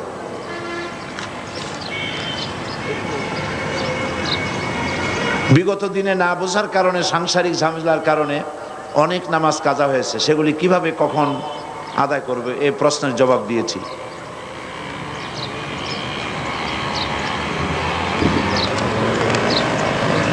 দেশ পরিচালনা করতে যায়, এটা একটা সুন্দর প্রশ্ন। এক বোন বলেছেন, অনেকে বলে ইসলামপন্থীরা যদি দেশ পরিচালনা করতে যায় তাহলে হিন্দু, মুসলমান, বৌদ্ধ, খ্রিস্টান নির্বিশেষে সকল নারীকেই বোরকা পড়তে বাধ্য করবে। এ কথা কি সত্যি? বিভিন্ন মুসলিম দেশে কি অন্য ধর্মাবলম্বীদের মেয়েদেরকেও পর্দা করতে হয়? ইসলামী শাসন যদি দেশে প্রতিষ্ঠিত হয়, মুসলিম মহিলারা পর্দা তো করবেই। অমুসলিম মহিলাদের বোরখা পরার প্রয়োজন হবে না, তবে শালীনভাবে চলতে হবে। শালীন এবং মার্জিতভাবে তাদেরকে চলার জন্য বলা হবে। কারণ যত দুর্ঘটনা ঘটে সবই এই যত নারী ঘটিত দুর্ঘটনা যা ঘটে সব কিছুই নারীর সৌন্দর্য প্রদর্শনী প্রবণতার কারণেই এই সমস্ত দুর্ঘটনাগুলি ঘটে থাকে। সুতরাং হিন্দু হোক, বৌদ্ধ হোক, খ্রিস্টান হোক, প্রত্যেক নারীর জন্যই তার নিজের হেফাজতের জন্যই শালীন এবং মার্জিতভাবে চলাফেরা করা জরুরি। তবে মুসলিম মহিলারা যেভাবে পর্দা করবে, হিজাব করবে, নিকাব করবে, ওইভাবে বিধর্মী মহিলাদেরকে বাধ্য করা হবে না। তাদেরকে বলা হবে তারা যেন শালীন এবং মার্জিতভাবে চলাফেরা করে। ব্যাস, প্রশ্নের জবাব। প্রশ্ন তো অনেক করেছেন, সব প্রশ্নের জবাব দেওয়া তো সম্ভব নয়, যেহেতু আজকে জুমার দিন। আমি সব প্রশ্নের জবাবের দিকে গেলাম না। এখন আমি আপনাদের উদ্দেশ্যে কিছু কথা বলতে চাই। আর প্রশ্ন যা আপনারা করেছেন, প্রতি বছর অনেক প্রশ্ন করা হয়, সেই সব প্রশ্ন আবার এক জায়গায় করে আমি যত জবাব দেই, সেই জবাবগুলি আবার বইয়ের আকারে প্রকাশ হয়। আপনারা যদি যাওয়ার সময়, মহিলাদের জন্য সমস্ত দোকানগুলি খোলা থাকবে, পুরুষেরা সেখানে কেউ যাবে না। আপনারা যাওয়ার সময় মহিলাদের সমাবেশে দেশে বিদেশে আমি যে সমস্ত প্রশ্নের জবাব দিয়েছি ওগুলো বইয়ের আকারে পাওয়া যাবে। আপনারা সে বইগুলি নিয়ে গেলে আপনাদের কাঙ্ক্ষিত, বাঞ্ছিত, প্রত্যাশিত প্রশ্নগুলির জবাব পাবেন ইনশাআল্লাহ। এখন আমি আপনাদের সামনে কিছু আলোচনা পেশ করছি সকলের উদ্দেশ্যে। নাহমাদুহু ওয়া নাস্তাঈনুহু ওয়া নাস্তাগফিরুহু ওয়া নাউযু বিল্লাহি মিন শুরুরি আনফুসিনা ওয়া মিন সাইয়্যাতি আমালিনা। মান ইয়াহদিল্লাহু ফালা মুদিল্লা লাহু ওয়া মান ইউদ্লিল ফালা হাদিয়া লাহু। ওয়া নাশহাদু আন লা ইলাহা ইল্লাল্লাহু ওয়াহদাহু লা শারীকা লাহু। ونشهد أن سيدنا وحبيبنا ومولانا محمدا عبده ورسوله الذي أرسله بالحق بشيرا ونذيرا وداعيا إلى الله بإذنه وسراجا منيرا. فقد قال الله تعالى في كلامه المجيد وفرقانه الحميد: أعوذ بالله من الشيطان الرجيم. بسم الله الرحمن الرحيم. يا أيها الناس اعبدوا ربكم الذي خلقكم والذين من قبلكم لعلكم تتقون. আমার সম্মানিত মা ও বোনেরা, আসসালামু আলাইকুম ওয়া রাহমাতুল্লাহি ওয়া বারাকাতুহু। সম্মানিত মা ও বোনেদের উদ্দেশ্যে এতক্ষণ তাদের প্রশ্নের জবাব দিলাম। এখন আপনাদের খেদমতে আরজ করছি, আল্লাহ রাব্বুল আলামিন এই পৃথিবীতে মানব গোষ্ঠীকে সৃষ্টি করেছেন তার ইবাদতের জন্য। সেই ইবাদত, যে ইবাদতের জন্য আল্লাহ পাক মানুষ এবং জিন জাতিকে সৃষ্টি করেছেন, সেই ইবাদতটা আমাদেরকে বুঝতে হবে। সেই ইবাদত কি? পৃথিবীতে নারী এবং পুরুষ আল্লাহ সৃষ্টি করেছেন, উভয়কেই বানায়েছেন তার ইবাদত করার জন্য, তার গোলামি করার জন্য। সেই গোলামি শুধু নামাজে, রোজায়, হজ, যাকাতে নয়, সেই গোলামি জীবনের সকল ক্ষেত্রেই করতে হবে। মহিলাদের ব্যাপারে আল্লাহ পাক কোরআনে কারিমে বহুত কথা বলেছেন। নারী এবং পুরুষকে ইসলাম সমান অধিকার দিয়েছে। নারীদের ব্যাপারে আজ এক শ্রেণীর বুদ্ধিজীবী, এক শ্রেণীর কবি সাহিত্যিক, তারা নারীদেরকে কথা বোঝাচ্ছে যে ইসলাম নারীদেরকে ঠকায়। বিশেষ করে যে ফতোয়ার প্রশ্নটা প্রথম এসেছে, ফতোয়া এই শব্দটিকে এমনভাবে নিন্দনীয়, ঘৃণিত হিসাবে পত্রপত্রিকা লিখেছে, যাতে করে একজন নারী যখন এই ফতোয়ার শব্দটি পড়ে তখন তার কাছে মনে হয় ফতোয়া মানেই হলো নারী নির্যাতনের একটি হাতিয়ার। ঠিক কিনা? এটি হলো একটি দুরভিসন্ধির ফসল, ষড়যন্ত্রের ফসল। নারী এবং পুরুষ উভয়ের সমান অধিকার দিয়েছে ইসলাম। এর থেকে বড় অধিকার আর কেউ দেয়নি। বুদ্ধিজীবীরা চায় তথাকথিত কবি সাহিত্যিকরা চায় পুরুষের বিরুদ্ধে নারীদেরকে খেপিয়ে তোলা, এবং সেজন্য এনজিওরা বিরাট ভূমিকা পালন করতেছে। তারা নারীদের মুখ থেকে স্লোগান তুলাইছে এই কথা বলে, কিসের বর কিসের ঘর, কিসের বর কিসের ঘর, যা খুশি তাই কর। এটা একটা স্লোগান হলো। এরপরে স্লোগান তুলেছে আমার দেহ আমার সিদ্ধান্ত, দেহ আমার সিদ্ধান্ত আমার। এই স্লোগানগুলি এনজিওদের শিখিয়ে দেওয়া।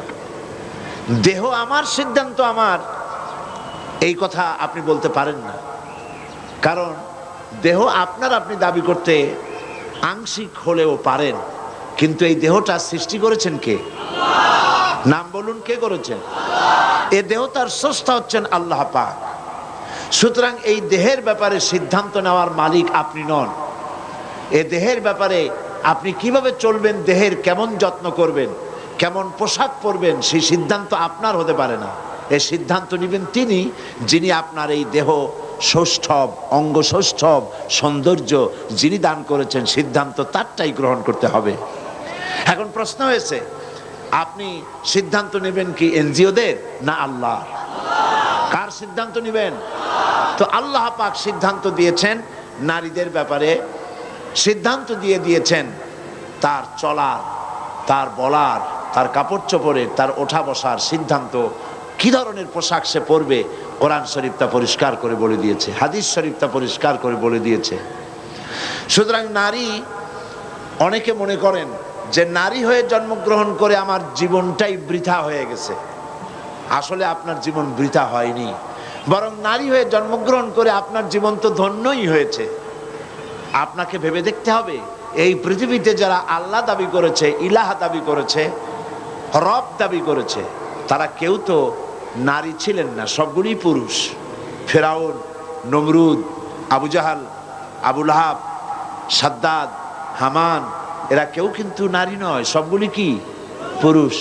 এবং ইসলাম সর্বপ্রথম যিনি গ্রহণ করার সৌভাগ্য অর্জন করলেন, তিনিও কিন্তু কোনো পুরুষ নন। তিনি কে? একজন মহিলা, যার নাম হযরত খাদিজাতুল কুবরা রাদিয়াল্লাহু তাআলা আনহা। ইসলামের জন্য যখন রক্তের প্রয়োজন হলো, তখন কোন পুরুষ সেই সৌভাগ্য অর্জন করতে পারেনি। সর্বপ্রথম ইসলামের জন্য যিনি বুকের তাজা রক্ত ঢেলে দিয়েছিলেন, তিনি আপনাদের মতোই একজন নারী, যার নাম হযরতে সুমাইয়া রাদিয়াল্লাহু তাআলা আনহা। কাজে আপনি হীনমন্যতায় কেন ভুগবেন? ইনফ্রারিটি কমপ্লেক্সে কেন ভুগবেন? আপনি তো আল্লাহর সৃষ্টির মধ্যে শ্রেষ্ঠ সৃষ্টি, সুবহানাল্লাহ বিহামদিহি, সৃষ্টির সেরা মানুষ, আপনি তাদেরই একটা অংশ। মেয়েদের মর্যাদা এবং সম্মান ইসলাম সব থেকে বেশি দিয়েছে। তাদের মর্যাদায় কোথাও ঘাটতি করা হয়নি। রাসূল করিম সাল্লাল্লাহু আলাইহি ওয়াসাল্লাম ইন্তেকাল করার পর তার দেহ মোবারক, সেটাও স্থাপিত হয়েছে, রাখা হয়েছে একজন নারীর ঘরে। সে নারী হচ্ছেন আমাদের মা হযরতে আয়েশা সিদ্দিকা রাদিয়াল্লাহু তাআলা আনহা। তার ঘরেই তাকে সমাহিত করা হয়েছে, মাদফুন করা হয়েছে। কোন পুরুষের পায়ের তলে আল্লাহর জান্নাত, একথা তো রাসূলুল্লাহ বলেন নাই। বলেছেন? একথা বলেন নাই। আপনি নারী হয়ে জন্মগ্রহণ করে আপনার জীবন তো সফল। রাসূল করিম সাল্লাল্লাহু আলাইহি সাল্লাম বলেছেন, সন্তানের বেহেশত হচ্ছে তার মায়ের পায়ের তলে। তা আপনার মর্যাদা কোথায় নিয়ে যাওয়া হয়েছে আপনি কি ভেবে দেখেছেন? আপনাকে এনজিওরা, তথাকথিত কবি সাহিত্যিক, বুদ্ধিজীবীরা আপনাকে বেপর্দা করে ভোগের সামগ্রী বানাতে চায়। আর ইসলাম আপনাকে পর্দা করে সম্রাজ্ঞীর আসনে মর্যাদা দিতে চায়। এখন আপনি কোনটা নেবেন, এটা আপনার বিবেকের প্রশ্ন, আপনি ভেবে দেখুন। ইসলাম এই যত নাটক হচ্ছে, সিনেমা হচ্ছে, কবিতা সাহিত্য রচনা হচ্ছে, সবগুলিতেই দেখানো হচ্ছে যে ইসলাম শোষণ করতেছে নারীকে, আলেম ওলামারা শোষণ করতেছে নারীকে। ইসলাম নারীকে অগ্রগতি প্রগতির পথে বাধা দেয়, তারে কাজ করতে দেয় না, লেখাপড়া শিক্ষা করতে দেয় না। এ কথা কি সত্য? জবাব দেন, এ কি সত্য? রাসূলুল্লাহর জীবন দেখুন। লেখাপড়ায় বাধা কে দিয়েছে? ইসলাম বাধা দেয় নাই। ইসলামই তো সর্বপ্রথম বলেছে তালাবুল ইলমি ফরিদাতুন আলা কুল্লি মুসলিমিন ওয়া মুসলিমাতিন। রাসূলুল্লাহ বলেছেন সর্বপ্রথম এই পৃথিবীতে জ্ঞান অর্জন করা প্রত্যেকটি মুসলিম নরনারীর জন্য ফরজ, অবশ্য পালনীয় কর্তব্য। সেখানে নারীকে বাদ দেওয়া হয় নাই, নারীকে লেখাপড়া করতে বলা হয়েছে। হযরত আয়েশা সিদ্দিকা রাদিয়াল্লাহু তাআলা আনহা আমাদের কি বলেন, জানেন না আপনারা? সমস্ত মুমিনদের কি মা। হযরত আয়েশা রাদিয়াল্লাহু তাআলা আনহা হাজার হাজার সাহাবীদের হাদিসের ওস্তাদ ছিলেন, তাফসীরের ওস্তাদ ছিলেন, ফিকহের ওস্তাদ ছিলেন। হাজার হাজার সাহাবীদের তিনি ফিকহ শিখিয়েছেন, কোরআন শিখিয়েছেন, হাদিস শিখিয়েছেন। সুবহানাল্লাহ। তিনি শিক্ষয়িত্রী ছিলেন। হযরত আয়েশা সিদ্দিকা রাদিয়াল্লাহু তাআলা আনহা যুদ্ধের ময়দানে সেনাপতির দায়িত্ব পালন করেছেন। ইসলাম নারীকে কোথায় ঠকালো? নারীকে কাজ করার অধিকার দিয়েছে।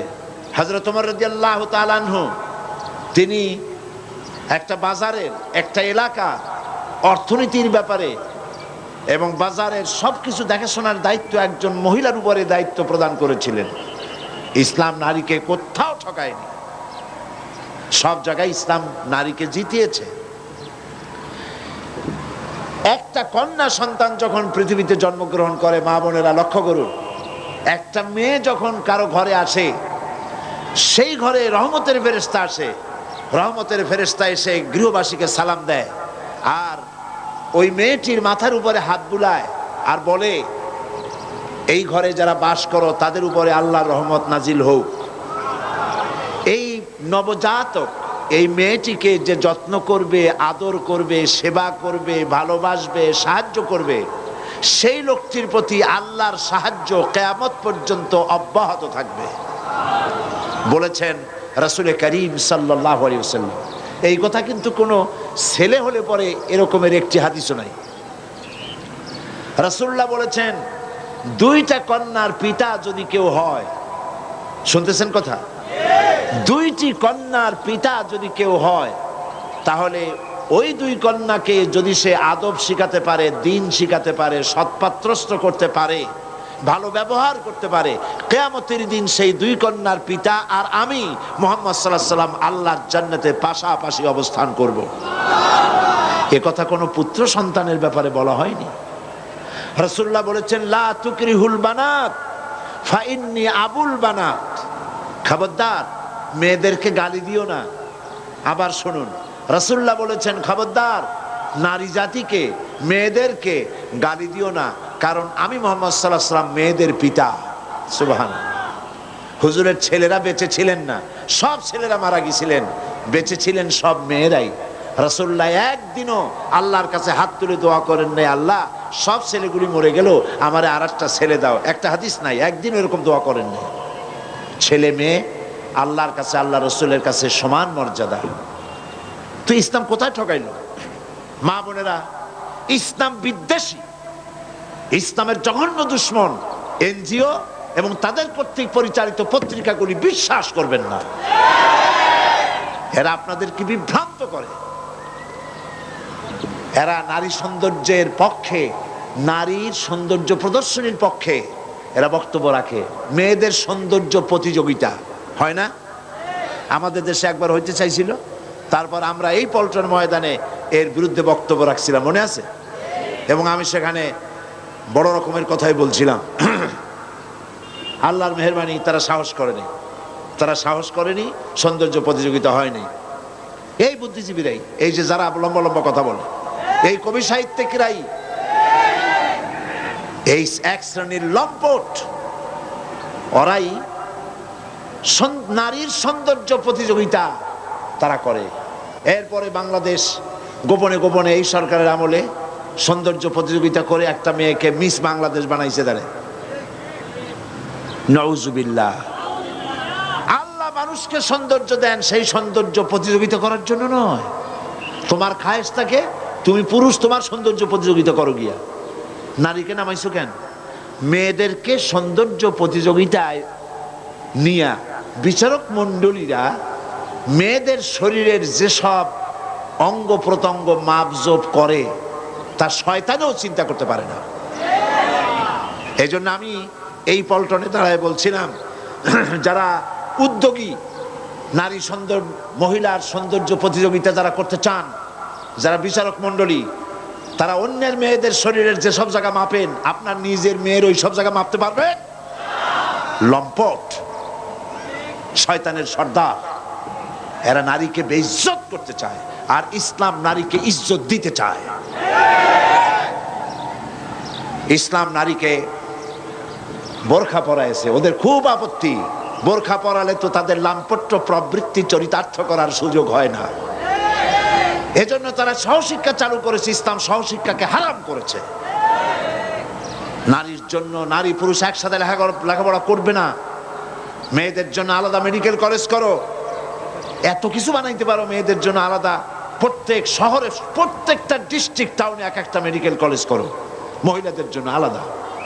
মহিলাদের জন্য আলাদা ইউনিভার্সিটি করো, মহিলাদের জন্য আলাদা মাদ্রাসা করো, মহিলাদের জন্য আলাদা হসপিটাল করো। তাদের পর্দা রক্ষা হবে, ডাক্তার বেশি করে হবে। মহিলাদের জন্য এমন বহু রোগ হয় মেয়েদের, যা পুরুষ ডাক্তারদের কাছে বলা তাদের জন্য অত্যন্ত লজ্জাকর। বহু মেয়ে লোক তো এমন আছে, রোগ সহ্য করতে করতে মরে যায়, তবুও ডাক্তারের কাছে, পুরুষ ডাক্তারের কাছে বলে না। এজন্য মহিলা ডাক্তার বেশি প্রয়োজন। আমার দেশের টোটাল পপুলেশন এর অর্ধেক হচ্ছে নারী। যে পরিমাণ নারী, সেই পরিমাণ মহিলা ডাক্তার কি প্রয়োজন অনুসারে আছে? নাই। ন্যূনতম 1 লাখে একজন মহিলা ডাক্তার নাই, 10 লাখেও একজন মহিলা ডাক্তার হবে না। সেই মহিলা ডাক্তার বানাবার পরিকল্পনা নাই, কারণ ওরা পর্দায় বিশ্বাস করে না। একটা মেয়ে লোক যখন ডেলিভারি করবে, ডেলিভারির জন্য স্বাভাবিকভাবে যখন হয় না, তখন যদি পুরুষ ডাক্তারের কাছে ডেলিভারির জন্য যাওয়া লাগে, তার তো মৃত্যুর সমান হয়ে যায়, ঠিক কিনা? এরপরেও মেয়েকে যেতে হয়, যদি মহিলা ডাক্তার না থাকে, জান বাঁচানো ফরজ, ঠিক কিনা? তাহলে সরকারের যদি হুঁশ থাকতো, আজে বাজে জায়গায় কোনো কাজে লাগবে না, শত সহস্র কোটি টাকা খরচ করা হচ্ছে, ঠিক কিনা? নারীদের নারী হয়ে ক্ষমতায় থেকে নারীর মর্যাদা তারা উপলব্ধি করতে পারলো না। মহিলাদের জন্য আলাদা মেডিকেল কলেজ করা হলো না, আলাদা বিশ্ববিদ্যালয় বানানো হলো না। এখন আবার মেয়েরা নিজেরাই বিপদের দিকে যাচ্ছে। সান্ধ্য আইন নাকি একটা রাত্রি আইন আছে বিশ্ববিদ্যালয়ে, সূর্যাস্ত আইন। এই সূর্যাস্ত আইন মেয়েরা নিজেরা বন্ধ করতে চাচ্ছে, তারা মিছিল করতেছে। এরা কি সূর্যাস্ত আইন নাকি বাতিল করে দিছে। দেখেন অবস্থাটা কি। সূর্যাস্ত আইনটা কেন হয়েছিল? মেয়েরা সন্ধ্যার পরে যেন আর হলগুলি থেকে বাইরে না যায়। হলগুলি থেকে বাইরে গেলেই সামনেই তো সোহরাওয়ার্দী উদ্যান, প্রেম কানন, ওইখানে গাছের তলায় বসিয়া ছেলে আর মেয়ে বাকবাকুম করতে থাকে। নাউজুবিল্লাহি মিন যালিক। সূর্যাস্ত আইনটা ছিল বলে অন্তত রাতের বেলায় কিছুটা নিরাপত্তা থাকতো। এখন সে আইনও তারা তুলে ফেললো। এখন মনে হচ্ছে যেন একটা বাঁধন না, এখন বাঁধন হারা হইয়া সবগুলি বাঁধন হয়ে যাচ্ছে। এদেরকে কে রক্ষা করবে? আল্লাহ ছাড়া। এই জন্য দুশ্চরিত্রের কথায় নিজেদেরকে বিভ্রান্ত করবেন না। নারীর পর্দা করা ইসলাম ফরজ করেছে। তেঁতুল দেখলে জিহ্বায় তো পানি আসবেই, ঠিক কিনা? আগুন দেখলে ভয় তো লাগবেই, সাপ দেখলে ভয় লাগবে, আগুনের কাছে জমাট ঘি থাকলে গলে যাবেই। পাশাপাশি নারী এবং পুরুষ, পরনারী পরপুরুষ একত্রিত হলে একের প্রতি অপরের আকর্ষণ সৃষ্টি হবেই, এটাই স্বাভাবিক। এই আকর্ষণকে যারা অস্বীকার করে, হয় সে নপুংসক না হয় মিথ্যেবাদী, ঠিক কিনা? এখন নারী এবং পুরুষ দুটোই শক্তি, দুটাই কি বলেন না কেন? শক্তি। এই দুই শক্তি দুই জায়গায় অবস্থানের কথা ইসলাম বলেছে। কিন্তু ইসলাম বিরোধী নেতৃবৃন্দরা তারা মনে করেছেন দুই শক্তি দুই জায়গায় থাকিয়া যদি এইরকম চলে, দুই শক্তি যদি মিলাই দেই তাহলে আরো জোরে চলবে। যেমন স্টিমার চলে আগুন আর পানি দিয়া। এখন একজন নেতা গিয়ে দেখলো যে আগুন আর পানি মাঝখানে আছে একটা পার্টিশন লোহার, আগুন আর পানি দুই দিকে থাকিয়া জাহাজ চলতেছে প্রতি ঘন্টায় 20 নটিক্যাল মাইলে। এখন আমি যদি মাঝখান থেকে পার্টিশন তুলে দিয়ে আগুন আর পানি মিলাই দিতে পারি তাহলে 40 নটিক্যাল মাইলে চলবে জাহাজ। এই মনে করে কোন নেতা প্রগতিবাদী তথাকথিত দুর্গতিবাদী কোন নেতা স্টিমারের আগুন আর পানির মাঝখানের পার্টিশন যদি তুলে ফেলে দেয় তাহলে আপনারা বলেন 40 মাইল বেগে সামনে যাবে না পাতালপুরীর নেমন্তন্ন খাইতে যাবে? কপাল পোড়া নেতা, কপাল পোড়া এনজিও, কপাল পোড়া বুদ্ধিজীবী, কপাল পোড়া নাট্যকার, কপাল পোড়া কবি সাহিত্যিক মেয়েদেরকে উলঙ্গ করে রাস্তায় বের করতে চায় তাদের লাম্পট্য প্রবৃত্তিকে চরিতার্থ করার জন্য। তোমরা কি আল্লাহর চাইতে বেশি বোঝো? তোমরা কি আল্লাহর চাইতে বেশি বোঝো? তোমরা কি রাসূলের চাইতে বেশি বোঝো? ইসলাম নারী এবং পুরুষকে আলাদা করেছে আলাদা জায়গায় থাকার জন্য, নারীর অধিকার নষ্ট করার জন্য নয়। নারীর অধিকার ইসলাম দিয়েছে, বিবাহের ব্যাপারে নারীকে অধিকার দেওয়া হয়েছে। মেয়ের অমতে বিয়ে দিতে পারবেন না। আপনি বাপ এবং মা হওয়া সত্ত্বেও ফোর্স খাটিয়ে মেয়েকে বিবাহ দিতে পারবেন না। মেয়ে যদি বলে এই পুরুষকে আমি গ্রহণ করব না, আপনি জোর করে বিবাহ দিতে পারেন না। নারীর এই অধিকার কে দিয়েছে? কোন ধর্ম দেয় নাই, ইসলাম দিয়েছে। এমনকি বাল্য বিবাহ আপনি করাই দিলেন, কিন্তু মেয়ে যখন বড় হলো তারপরে যদি স্বামী তার পছন্দ না হয় তাহলে কি হবে? হাদিস শুনুন, আবু দাউদ শরীফে আসছে, এক যুবতী নারী রাসূল কারীম সাল্লাল্লাহু আলাইহি ওয়াসাল্লামের খেদমতে হাজির হলেন। মহিলা এসে বললেন, ইয়া রাসূলুল্লাহ, আমার ছোট্ট অবস্থা আমার মা বাপ আমাকে একটা পুরুষের সঙ্গে বিয়ে দিয়েছিল। আমার তখন বিবাহের জ্ঞান, পুরুষ সম্পর্কিত কোনো অভিজ্ঞতা, কোনো জ্ঞান আমার ছিল না। বিয়ে হওয়ার পরে আমার যখন বয়স হয়েছে, এখন দেখছি যে এই পুরুষ আমার পছন্দ নয়, আমি এখন কি করতে পারি? রাসূলুল্লাহ বললেন, এটা তোমার ইখতিয়ার, ইচ্ছে করলে বিয়ে রাখতেও পারো, ইচ্ছে করলে বিবাহ ভঙ্গও করতে পারো। সুবহানাল্লাহ বলবেন না? এর থেকে অধিকার দেবে এনজিওরা, দেবে লম্পটেরা?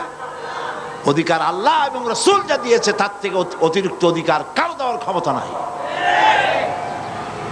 নারীকে বিবাহ করার, স্বামী চয়েস করার, তালাক দেওয়ার সব অধিকার ইসলাম দিয়েছে। এরপরে তারা বলে কি, কয় আল্লাহ নিজেই নারীকে ঠকাইছে।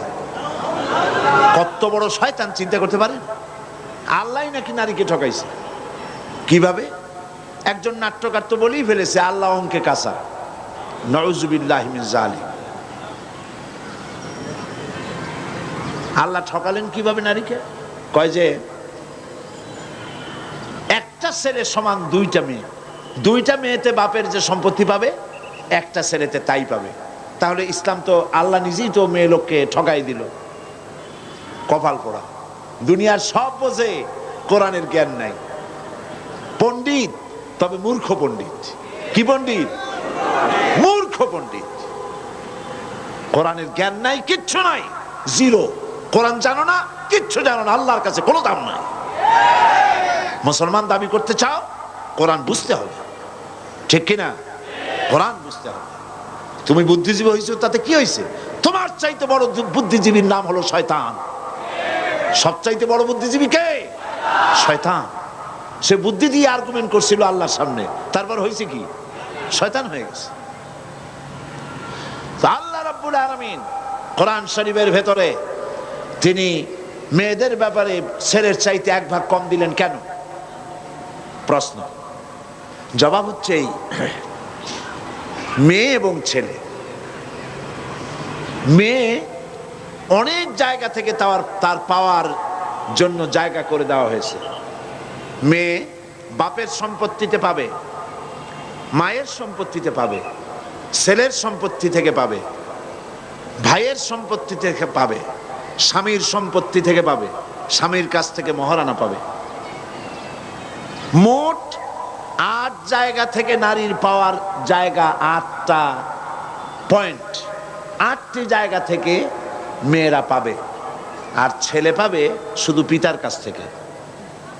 তাহলে কে জিতল, ছেলে না মেয়ে? মেয়েকে জিতানো হয়েছে। তলায় দেখতে হবে, ভাষা ভাষা দেখলে হবে না, গভীরে যেতে হবে। তো বাপের সম্পত্তিতে একটুখানি কম মেয়েকে দেওয়া হলো কেন? তা দেওয়া হয়েছে এই কারণে যে সমস্ত খরচ তো ছেলেরই হয়, পুরুষেরই সব খরচা। স্ত্রী যদি কোটি কোটি টাকার মালিক হয়, তার কোনো খরচ নাই। খরচ কার? ছেলের, স্বামীর খরচ। সমস্ত খরচই হচ্ছে ছেলের, মেয়ের কোনো খরচ নাই। এরপরে দেখুন, যদি সমান ভাগ করে দেওয়া হতো, তাহলে স্ত্রী স্বামী এই সম্পত্তিটা বিক্রি করে চলে যেত, তাহলে বাপের বাড়ি আর কিছু নাই। এখন যদি এই স্ত্রী তালাক প্রাপ্ত হয় অথবা বিধবা হয়, তাহলে দাঁড়াবে কোথায়? দাঁড়াবে আর কোনো জায়গা থাকবে না। এই জন্য ভাইকে একটা ভাগ আল্লাহ পাক বেশি দিয়ে দিলেন। তোমার এই বোনটা যদি তালাক প্রাপ্ত হয় অথবা বিধবা হয়, তাহলে এর দায় দায়িত্ব তোমাকে বহন করতে হবে, যার জন্য একটু বেশি তোমার দেওয়া হইল। আল্লাহর বিচারের চাইতে তুমি বেশি বোঝো? এরপরে মেয়েদেরকে মহারানা দেওয়া হচ্ছে। বাপের কাছ থেকে পাইছে, মায়ের কাছ থেকে, ছেলের কাছ থেকে, স্বামীর কাছ থেকে। এরপরে মহারানা। মহারানা দেওয়া সুন্নত নয়, নফল নয়। ওয়াতুহুন্না উজুরাহুন্না ফারিদা। আল্লাহ পাক বলছেন মহারানার টাকা অবশ্য পালনীয় কর্তব্য হিসেবে আদায় করে দাও। মহারানা আদায় করা ফরজ।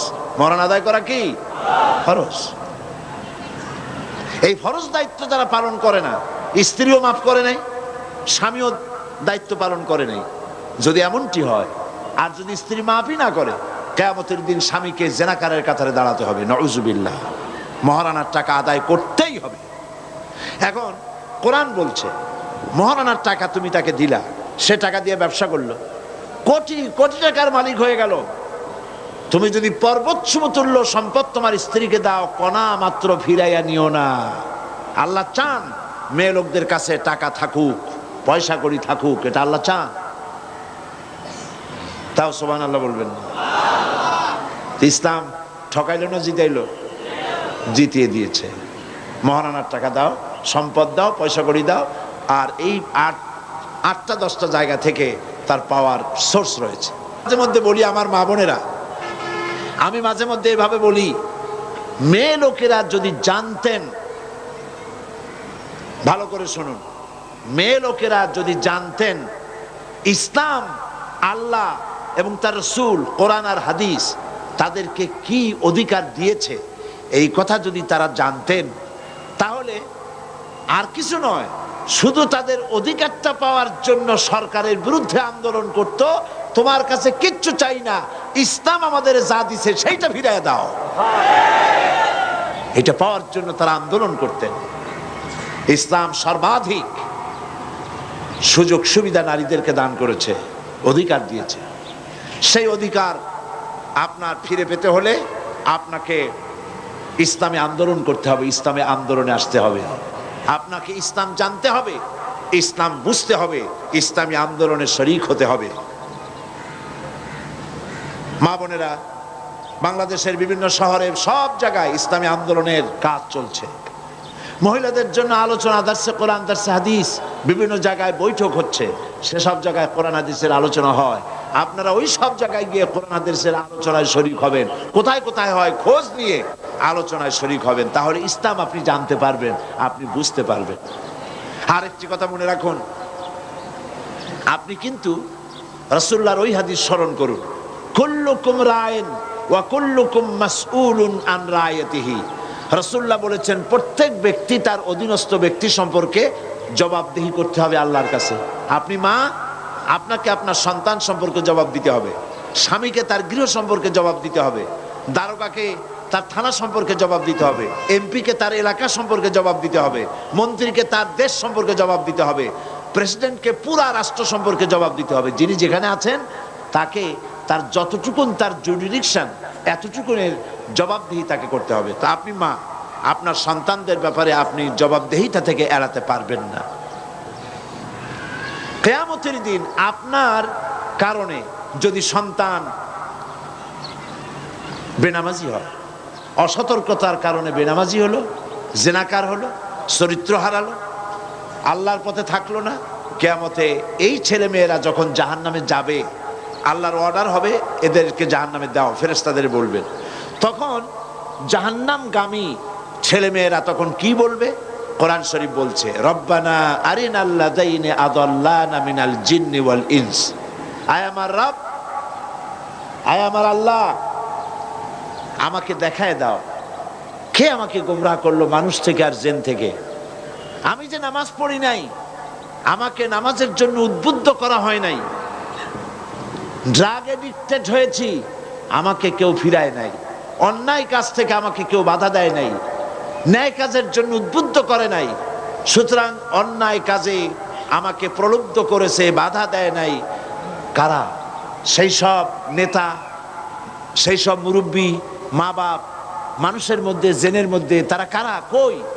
আরিনাল্লাযাইনি আদাল্লানা, আমাদেরকে গোমরাহ করলো কে? তাদেরকে দেখাও। নাজআলহুমা তাহতা আকদামিনা লিয়াকুনা মিনাল আসফালিন, তাদেরকে পায়ের তলে রাখবো। আপনার আদরের ছেলে মোহব্বত করে নাম থুইছেন বল্টু মিয়া, নাম তো ওইরকমই রাখে, আকাশ হোসেন, বাতাস খাতুন, অক্সিজেন বেগম, এই হলো নাম। এই আদর করে যে সব নাম রেখেছেন আপনার ছেলের আর মেয়ের, ওরা কিন্তু কিয়ামতে আপনাকে পাড়াইতে চাবে, পায়ের তলে রাখতে চাইবে, আল্লাহ বলেছেন কোরআন শরীফের মধ্যে। সেই জন্য আপনার দায়িত্ব হচ্ছে আপনার ছেলেকে, আপনার মেয়েকে দ্বীনের পথে পরিচালিত করা, ছোট্ট অবস্থা থেকে কোরআন শিখানো, ইসলাম শিখানো। এমনকি আপনি যে প্রাইভেট টিচার রাখবেন বাড়িতে, আপনাকে জানা দরকার এই টিচার কোন আন্দোলন করে, কার সাথে জড়িত, কি কাজ করে, সে ইসলামের সাথে না ইসলাম বিরোধী, সে নামাজি কিনা, বেনামাজি এবং ইসলাম বিরোধী কোনো আন্দোলনের সাথে জড়িত আছে। এমন ছেলেকে যদি আপনার ছেলে মেয়ের প্রাইভেট টিউটার হিসেবে রাখে, আপনার ছেলেটাকে, মেয়েটাকে নষ্ট করে দেবে। আপনার ছেলে মেয়েকে কিন্ডারগার্টেন স্কুলে দিবেন, আপনাকে ভাবতে হবে এই কিন্ডারগার্টেন স্কুলে শুধু ইংরেজি শিখাইলেই হলো না, সেখানে আরবি শেখানো হয় কিনা। কিয়ামতের দিন যদি আপনার প্রশ্ন করা হয় কোরআন বোঝো নাই কেন, তাহলে জবাবে যদি বলেন কোরআন আমার মাদার ল্যাঙ্গুয়েজ না, এই জন্য কোরআন বুঝি নাই, ফেরেশতারা জিজ্ঞেস করবে, আচ্ছা কোরআন তোমার মাদার ল্যাঙ্গুয়েজ না বলে কোরআন বোঝো নাই, ইংরেজি তোমার কোন দেশি ফাদার ল্যাঙ্গুয়েজ? এইটা তো খুব বুঝছো। ছোট্ট বাচ্চাকে ইংরেজি শিখাবার জন্য লক্ষ লক্ষ টাকা খরচ করেন, কোরআন শিখাবার ব্যাপারে চেষ্টা করেন নাই, আপনি দায়ী হবেন না? এগুলি চিন্তা করতে হবে। সুতরাং কিন্ডারগার্টেন স্কুলে দিতে গিয়ে আপনাকে খুঁজতে হবে কোন কিন্ডারগার্টেন স্কুলে আপনার বাচ্চাকে নামাজ শেখানো হবে, ইসলাম শেখানো হবে, সালাম শেখানো হবে, মা বাপের প্রতি আদব করা শেখানো হবে। সেইটা খুঁজে খুঁজে সেখানে দিবেন, বহু টাকা খরচ করে। ইংরেজি ভাষা শেখার জন্য পাগল হলে চলবে না। তার অর্থ এই নয় যে আমি আপনাদেরকে ইংরেজি শিখতে নিষেধ করছি, তা ইংরেজি আপনি শিখুন, আপনার ছেলেকেও শিখান, মেয়েকেও শিখান, আপনিও শেখেন, কোনো অসুবিধা নাই। ইন্টারন্যাশনাল ল্যাঙ্গুয়েজ ইংলিশ শিখতে হবে, কিন্তু তার অর্থ এই নয় যে আপনি কোরআন হাদিস বিবর্জিত হয়ে যাবেন, আল্লাহর দ্বীন শিখবার পথ আপনি রাখবেন না। আর বাচ্চা অবস্থা থেকে যদি না শিখান তো শিখবি কি করে, ঠিক কিনা? দেখেন, রবীন্দ্রনাথের গান শিখাবার জন্য, শ্যামা সঙ্গীত শিখাবার জন্যে, সারেগামা, পাদানিসা, বাবা নানা, খালু মামা, এইসব সারেগামা শেখাবার জন্য মাস্টার রাখা হয় বাড়িতে। সপ্তাহে 3 ঘন্টা ক্লাস করে, বেতন তার 10,000 টাকা। আর কোরআন শরীফ শিখাইতে যিনি আসবেন, বেতন 500 টাকা। সপ্তাহে প্রত্যেক দিন আসতে হবে, 1 ঘন্টা করে পড়ায় যাবে, 500 টাকা বেতন, 6 মাসের বাকি। তো এতে তো কোরআন শেখা হবে না, শেখা হবে আনাকুম জানাকুম, ঠিক কিনা? কপাল পোড়া। কি পোড়া? কপাল পোড়া। সেই জন্য মা বোনদের বলবো, সন্তানদেরকে ছোট্ট অবস্থা থেকে কোরআন শিখান, হাদিস শিখান, চরিত্র শিখান, দ্বীন শিখান, ঈমান শিখান। মেয়ে যখন একটু বড় হয়েছে, 4 বছর 5 বছর বয়স হয়ে গেছে, আর হাফ প্যান্ট পরাবেন না, ওকে সালোয়ার পরান, কামিজ পরান। 6-7 বছর বয়স হয়েছে, 8 বছর বয়স হয়ে গেছে, চাদর পরান, শরম শিখান, মেয়েটা বাধ্যগত হবে। আর যদি 10-12 বছর, 13-14 বছর, 15-16 বছর বয়স হয়ে গেছে, জিন্সের প্যান্ট, গেঞ্জি আর শার্ট পরে রাস্তায় নামতেছে, মাথায় বব কাটিং দিয়ে, আপনি কথাও কন না, বেশি দূর যাওয়া লাগবে না, অল্প সময়ের মধ্যে মেয়ে আপনার বাঁধন হারা হয়ে বাঁধনের তালিকায় খাতায় নাম লেখাবে। এই জন্য কন্ট্রোল করার দায়িত্ব আপনার, ঠিক কিনা? আপনার দায়িত্ব, আপনি আপনার মেয়েকে কন্ট্রোল করুন। ছোট্ট অবস্থাতে করতে হবে। বাঁশের কঞ্চি হয়, এই কঞ্চিগুলি নরম থাকে, বাঁশের জন্ম অবস্থায় নরম থাকে, তখন যেমন খুশি তেমন ঘুরানো যায়। কিন্তু বাঁশ যখন বড় হয়ে যায়, যখন পেকে যায়, তখন তাকে আর বাঁকা করা যায় না। বাঁশ বাঁকা করতে গেলে ঠাস ঠাস করে গিরা ফাটিয়া আপনার সোয়াল শুদ্ধ উড়ায় ফেলবে। এই জন্য বাচ্চা অবস্থা থেকে তাকে কন্ট্রোল করেন, বড় হয়ে গেলে আর পারবেন না। ছেলে বলবে, মা বুড়ি মানুষ তুমি বুঝবা কি, এখন মডার্ন যুগ, পাঙ্কের যুগ। ছেলেরা এখন শুধু মেয়েরাই নাকে ফুল পরে না, ছেলেরাও নাকে ফুল পরা আরম্ভ করছে। নাকে ফুল, কানে ফুল, ঠোঁটের মধ্যেও রিং পরে। আমি ইউরোপে আমেরিকায় দেখছি ছেলেরা ঠোঁটে, জিহ্বায়, নাভিতে বড় বড় রিং পড়েছে, কানের মধ্যে, নাকের মধ্যে। মাথার চুল চতুর্দিক দিয়ে কামাইয়া মাথার উপরে তালপট্টির দ্বীপের মতো বানাইছে। আবার কেউ বা মাথার দুই দিক থেকে চুল কামাইয়া মাথার উপরে তাল পাতার মতো, মোরগের ঝুটির মতো করে তাতে আবার রং মাখছে। কেউ বা তার চুলের পিছনে ছোট ছোট করে ছেটে ওখানে বাড়ির টেলিফোন নম্বর, রোড নম্বর লিখে রাখছে। আমি বলছি, শয়তানে যদি এই দৃশ্য দেখে, শয়তান শুধু কানবে আর বলবে, আমি শয়তান হয়েছিলাম কি কাজে? এগুলি তো মারাত্মক শয়তান।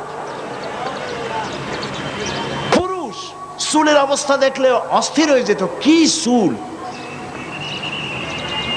টিভি এবং ছবিতে এই সমস্ত জিনিস দিয়ে মানুষকে উৎসাহিত করা হচ্ছে। পুরুষ মানুষ মেয়ে লোকের মতো লম্বা লম্বা চুল রেখা মাথায় ঝাঁকুনি দিয়ে চিৎকার হয়ে পড়তেছে, সব মাইকেল জ্যাকসন হতে চায়।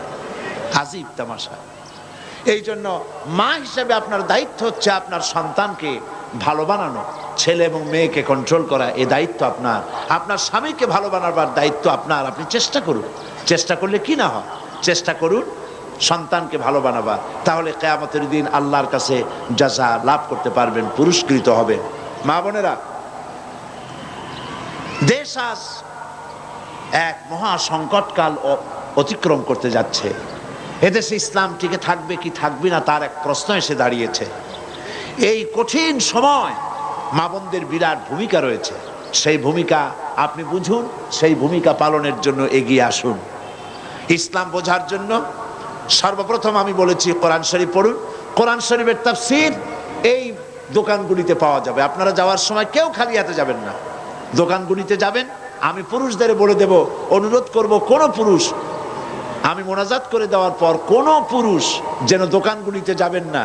ওখানে মা বোনেরা কেনাকাটা করতে যাবেন। আপনারা আপনাদের পছন্দ মতো বইপত্র কিনে নেবেন, তাফসীর কিনবেন। তাফহিমুল কোরআন, সারা বিশ্বে পরিচিত তাফহিমুল কোরআন আপনারা কিনবেন। ফি জিলালিল কোরআন, সৈয়দ কুতুব শহীদ রহমতুল্লাহ আলাইহির লেখা তাফসীর বেরিয়েছে। আলহামদুলিল্লাহ বলেন। মাত্র 3000 টাকায় 22 খণ্ড আপনি ঘরে নিয়ে তেলাওয়াত করে জীবন ধন্য করতে পারেন। এখানে পাওয়া যাবে ইসলামের বইপত্র, হাদিস, কিতাব, ইসলামী সাহিত্য দিয়ে ভরা। 5 টাকা থেকে শুরু করে 3000, 5000 যা দাম হয় আপনারা খরিদ করে নিয়ে যান। বাড়িতে প্রত্যেক মাসে অন্তত একবার বসেন, প্রতি সপ্তাহে বলি না, প্রতি মাসে অন্তত একবার ছেলে মেয়ে স্বামী সব এক জায়গায় বসে কোরআন এবং হাদিস সম্পর্কে আলোচনা করে ইসলামিক জ্ঞান চর্চা করুন। যদি এই চর্চা না করেন, কলসি কিন্তু কোনো সময় খালি থাকে না। কলসি খালি থাকে, কি থাকে? পানি না থাকলে বাতাস, হয় পানি থাকবে না হয় বাতাস থাকবে, কলসি কখনো শূন্য থাকে না। কাজে আপনার ঘর কিন্তু কখনো শূন্য থাকবে না, হয় ইসলাম থাকবে না হলে শিরক আর বিদআত ঢুকবে, ঠিক কিনা? কাজে আপনার দায়িত্ব হচ্ছে শয়তানকে ফিরানো। যাদের বাড়িতে ডিশ অ্যান্টিনা আছে, আল্লাহর রাস্তায় লাইনকে কেটে দেন। ডিশ অ্যান্টিনা দিয়া হিন্দুস্তানের পচা ছবিগুলি দেখে আপনার ছেলে আপনার মেয়ের চরিত্র ভালো হবে না। বলেন আমার এই কথা ঠিক কিনা? লজ্জা হওয়া উচিত। পিতা, মা এবং তার সন্তান এক জায়গায় বসে ইন্ডিয়ান ছবি কেমনে দেখে, যেই সব ছবির মধ্যে উলঙ্গ নাচ, জড়াজড়ি, ঢলাঢলি ইত্যাদি ছবি, সেই সব ছবি মেয়েকে, যুবতী মেয়েকে, যুবক ছেলেকে সাথে নিয়ে কোনো পিতা যদি এই সব ছবি দেখে, তাহলে ওই পিতামাতা নিজেই তার ছেলে আর মেয়েকে লজ্জাহীন, বেহায়া, বেশরম নিজেই বানাই দিল। আপনার বাড়িতে যদি ডিশ এন্টিনা থাকে, আল্লাহর হস্তে লাইন বিচ্ছিন্ন করে দেন। যদি আপনার ঘরটাকে ইসলামের ঘর বানাতে চান, তা না হলে পারবেন না। আপনি তাবলিগি জামাতের সেল্লাও দেবেন, পীর মুরিদিও করবেন, নামাজও পড়বেন, ওয়াজও শুনবেন, আর বাড়িতে ডিশ এন্টিনা থাকবে, বেপর্দা থাকবে, তো আপনার রোগ তো ভালো করবে এমন ডাক্তার দুনিয়ায় পয়দা হয়নি। অবশ্য একজন ডাক্তার আছে, তার নাম বলবো, তার নাম আজরাইল, তার নাম মালাকুল মউত আজরাইল। উনি ভালো চিকিৎসা করতে পারবেন সময় মতো, এর আগে কেউ পারবে না। রোগ হয়েছে ডাক্তার বলে ওষুধ খাও, জ্বর হয়েছে খুব মারাত্মক, ঠান্ডা ঠান্ডা খাইও না। আপনি জ্বরও হয়েছে, ঔষধও খাচ্ছেন, আর ফ্রিজের পানিও খাইতেছেন, জম্মের খাওয়া, কুপত্য খাচ্ছেন, আপনার রোগ ভালো হবে? বলেন ভালো হবে? তো আপনার তাবলিগি জামাত করার লাভ কি? সেল্লা দেওয়ার লাভ কি? ওয়াজ শোনার লাভ কি? ইসলামী আন্দোলন করার লাভ কি? নামাজ রোজা করার লাভ কি? যদি ঘরের মধ্যে ডিশ এন্টিনা থাকে, সিনেমা যদি সোনামো সমানে দেখেন পাইকারি ধরে, রাত দিন 24 ঘন্টা সিনেমা আর সিনেমা। সিনেমা কোনো খারাপ জিনিস নয়, খারাপ বানানো হয়েছে, ঠিক কিনা? সিনেমা আপনি তো দেখতেই পারেন। দ্য মেসেজ একটা ছবি আছে, আমি প্রথম যেদিন এই দি মেসেজ ছবিটা দেখেছি, গুলশানের একজনের বাড়িতে বহু বছর আগে, আমার বন্ধু মৌলানা সৈয়দ কামারউদ্দিন জাফরি সাহেব এবং আমি আরো কিছু লোকজন জীবনের প্রথম এই ছবিটা দেখলাম, দ্য মেসেজ। রাসূল করিম সাল্লাল্লাহু আলাইহি সাল্লামের জীবনীর উপরে এত সুন্দর ছবি করেছে, হুজুরকে দেখানো হয় নাই, সাহাবায়ে কেরামদের 4 সাহাবীদের কাউকে দেখানো হয়নি। ইসলাম যে কি নির্যাতনের মধ্য দিয়ে আসছে আমি বুঝি নাই, যে আমি ছবি দেখতেছি, আমি মনে করেছি যে আমি আরবের 1400 বছরের সেই ভূখণ্ডে বেলালকে যেখানে মারা হচ্ছে আমি ওখানে দাঁড়ানো, আমি কাঁদতেছিলাম রীতিমতো। আমি মন্তব্য করেছি, আমার দেশের সিনেমা হলে যদি এই সব ছবি দেখানো হতো, তাহলে আমার দেশের যুবক যুবতী মুসলমান নরনারী তারা বুঝতো ইসলাম এত সহজে আসে নাই, কত কঠিন পথ পরিক্রমা পাড়ি দিয়ে ইসলাম এসেছে। চূড়ান্ত বেহায়া ছবি দেখানো হয় সিনেমাগুলিতে, কিন্তু মেসেজ ছবিটা দেখানো হবে না। লায়ন অফ ডেজার্ট এ ছবি দেখানো হবে না। যে ছবি দেখলে পরে ইমানের জোশ বাড়বে, জিহাদি প্রেরণা জাগবে, সেগুলি দেখানো হবে না। যাতে দুশ্চরিত্র হইতে পারে সেগুলি দেখানো হবে। দোষ কি সিনেমা না সরকারের? দেখুন, সিনেমা এমন একটা ছবি কি বাংলাদেশে কোনোদিন হইছে? লোকেরা বলেছে মাশাআল্লাহ, এমন একটা ছবি আসছে, সিনেমায় যারাই গেল পরের দিন সব ওমরা করতে রওনা হয়ে গেছে। এমন ছবি, যেই ছবি দেখা মাত্র সবাই পরের দিন থেকে তাহাজ্জুদ পড়া আরম্ভ করছে, এরকম হয়েছে? তাহলে সিনেমাগুলি কি? সিনেমাগুলি হচ্ছে পরের মেয়েকে চোখের ঠারে ঠরে শয়তানি বদমাশি করে কেমনে বাগায় আনা যাবে, এগুলি শেখানো হয়। ব্রিফকেসের ভিতরে স্ট্রেন গান ইত্যাদি ভাসভোস করিয়া কেমনে রাখিয়া বাড়ির টাকা পয়সা নিয়ে 6 তলার উপর দিয়ে লাফ দিয়ে দৌড়ে বুড়িগঙ্গায় পড়া যায়, এগুলি শেখানো হয়। শয়তানি বদমাশি, চরিত্রহীনতা, ধর্ষণ, চুরি ডাকাতি ছাড়া সিনেমা কি শেখায়? সুতরাং যাদের বাড়িতে ডিশ এন্টিনা আছে কেটে ফেলুন। যদি ইমানের দাবি সঠিক হয়, যদি কিয়ামতে জাহান্নামে যেতে না চান, তাহলে এই কাজগুলি করুন। পর্নোগ্রাফি ম্যাগাজিন দিয়ে গোটা শহর পড়ে গেছে। কোন চরিত্রবান সরকার হলে এগুলি সব ফালাই দিত বুড়িগঙ্গায়, আর যারা ব্যস্ত তাদেরকে শাস্তি দিত। যে দেখেন রাস্তায় ফুটপথে পত্রপত্রিকায় দেখি অশ্লীল হিন্দুস্তানি ছবি দিয়ে ম্যাগাজিন দিয়ে গোটা রাস্তাগুলি ভরে আছে। দুশ্চরিত্র হওয়ার হাজারো পথ। ধর্ষণ কি এমনি এমনি বাড়ছে? এইসব কারণেই তো ধর্ষণ বেড়েছে, ঠিক কিনা? সেই জন্য মা বোনদের বলি যে আপনারা আপনাদের ঘরগুলিকে ভালো বানান, ঘরের মধ্যে ঘরকে ভালো বানান, মেয়েকে দিন শিখান, ইমান শিখান, চরিত্র শিখান, জাহান্নাম শিখান, পরকাল শিখান। মরা লাগবে এবং পরকালে আল্লাহর সামনে দাঁড়ানো লাগবে, এটা ছেলেকেও শিখান, মেয়েকেও শিখান। মেয়েকে বলেন এই রূপ, এই যৌবন চিরকাল থাকবে না, এক সময় আসবে আমি মা আজ আমার যেমন যৌবন চলে গেছে, চামড়া শিথিল হয়ে গেছে, শরীরটা দুর্বল হয়ে গেছে, তোমার নানি তোমার দাদি তাদেরও রূপ ছিল, যৌবন ছিল, যা দেখে তোমার দাদা আর নানা পাগল হয়েছিল। এখন তাদের রূপও নাই, যৌবন নাই, সব ভাটি লেগে গেছে। তোমারও এইরকম হবে, তোমারও এইরকম হবে। সুতরাং যৌবন থাকতে এই শক্তি দিয়ে আল্লাহর ইবাদত করো, নামাজ পড়ো, রোজা করো, পর্দা করো, দিনের উপরে থাকো, চরিত্রবতী হও, কোরআন শেখো, ইসলাম শেখো, হাদিস শেখো। এভাবে করে যদি আপনি বানাইতে পারেন, কিয়ামতের দিন এর জাযা আল্লাহ পাক আপনাদেরকে দান করবেন। বলেন আমিন। আমি আর বক্তব্য রাখতে চাই না। মা বোনেরা যিনি যেখানে দাঁড়ায় আছেন আপনারা বসেন, আমি আপনাদের জন্য মোনাজাত করব। সব মা বোনেরা যার যার জায়গায় বসুন, আমি আপনাদের জন্য এখন দোয়া করব। মোনাজাতের আগে কথা বলতে চাই, ইসলামী পাঠাগার আল্লাহর এক নিয়ামত। বলেন আলহামদুলিল্লাহ। অন্তত বছরে একবার হলেও ইসলামী পাঠাগার আপনাদেরকে সম্মানের সাথে এখানে এনে কোরআন ও হাদিসের কথা শোনায়। বলেন আলহামদুলিল্লাহ। আপনারা মেহেরবানি করে তাদের জন্য দোয়া করবেন। ইসলামী পাঠাগারের উদ্যোক্তা, প্রতিষ্ঠাতা, সভাপতি শহীদ আবুল কাসেমের জন্য দোয়া করবেন। আর বর্তমান কমিটিতে যারা আছে তাদের জন্য দোয়া করবেন। এবং এই বিশাল আয়োজন, এত বড় প্যান্ডেল, বিশাল মাঠ জোড়া প্যান্ডেল করতে অনেক খরচ হয়েছে ইসলামী পাঠাগারের। প্রত্যেকটা খুঁটিতে একটা করে বাক্স বান্ধা আছে। আপনারা মেহেরবানি করে ইসলামী পাঠাগারের যে বিরাট খরচ হয়েছে সেই খরচে শরীক হওয়ার জন্য আল্লাহর হস্তে তাদেরকে কিছু পয়সা করি, টাকা করি সাহায্য করবেন। এটা আমি দাবি করছি আপনাদের প্রতি, আপনারা এটা করে যাবেন। আর মোনাজাতের পর যাওয়ার সময় লাইব্রেরিগুলিতে পাশেই আছে বুক স্টল, অন্তত 100 বুক স্টল এখানে আছে। এই বুক স্টলগুলিতে ইসলামের বইপত্র দিয়ে ভরা। আপনারা সেখান থেকে আপনাদের প্রত্যাশিত কাঙ্ক্ষিত বইগুলি আপনারা সেখান থেকে কিনে নেবেন। আল্লাহ পাক তৌফিক দান করুন। আল্লাহুম্মা আমিন।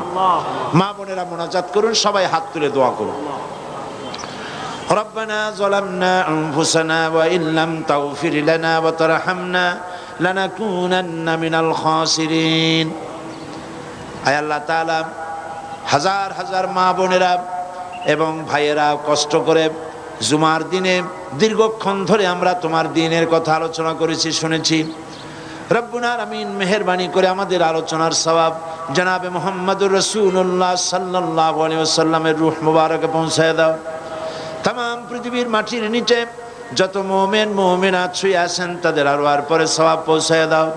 রব্বুল আলামিন মা বোনেরা যারা এসেছেন, মা বোনদের জিন্দেগির সমস্ত গুনাহ খাতা মাফ করে দাও। রব্বুল আলামিন মা বোনদের এমন জীবন যাপন করার তৌফিক দাও যাতে করে কিয়ামতের দিন হযরত আবু বকর, হযরতে আয়েশা, হযরতে খাদিজা, হযরত ফাতেমা তাদের সঙ্গে হাসর নসিব হয়ে যায়। আয় আল্লাহ তাআলা, যে সমস্ত মা বোনদের স্বামী নাই, দুনিয়ায় মারা গেছে, আল্লাহ তুমি তাদের সাহারা হয়ে যাও। যাদের সন্তান নাই, আল্লাহ তুমি দয়া করে নিঃসন্তানী স্ত্রীকে আল্লাহ তুমি দয়া করে সন্তান দান করে দাও। রব্বুল আলামিন যাদের মেয়ে বড় হয়েছে, বিয়ে দিতে পারে না, তাদের বিবাহের বন্দোবস্ত করে দাও। যারা অসুস্থ আছেন আল্লাহ তাআলা তুমি দয়া করে তাদের রোগ শোক আল্লাহ তুমি মাফ করে দাও। সকলকে শেফায়ে আজেলা শেফায়ে কামেলা দান করে দাও।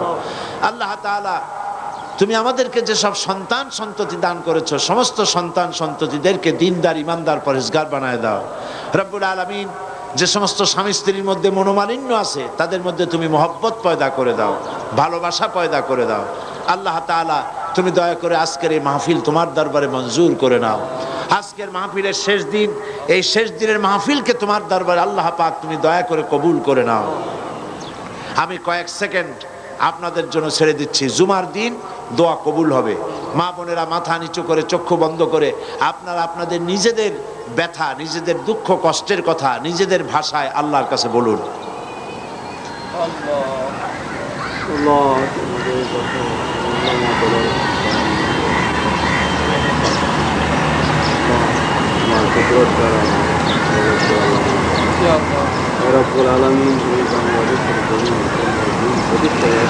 হায় আল্লাহ, মা বোনেরা ভাইয়েরা যেসব মনের ব্যথা এবং কষ্ট তোমার কাছে আরজি পেশ করেছে, সকলের দিলের দুঃখ দূর করে দাও, দিলের কষ্ট দূর করে দাও। আল্লাহ পাক আমাদের প্রিয় জন্মভূমি বাংলাদেশের উপরে তোমার খাস রহমত নাজিল করো। এই দেশে যে জুলম চলতেছে সেই জালিমদের হাত থেকে আল্লাহ পাক তুমি মজলুমদেরকে হেফাজত করো। আল্লাহ তাআলা বাংলাদেশকে ইসলামী রাষ্ট্রে পরিণত করে দাও। কোরআন সুন্নাহর আইন এখানে প্রতিষ্ঠিত হতে পারে সে সুযোগ তুমি করে দাও। রব্বুল আলামিন গোটা পৃথিবীর বুকে মুসলমানদের উপরে তুমি রহমত নাজিল করো। আমাদের সকলের দিলের নেক আশা তুমি পূরণ করো।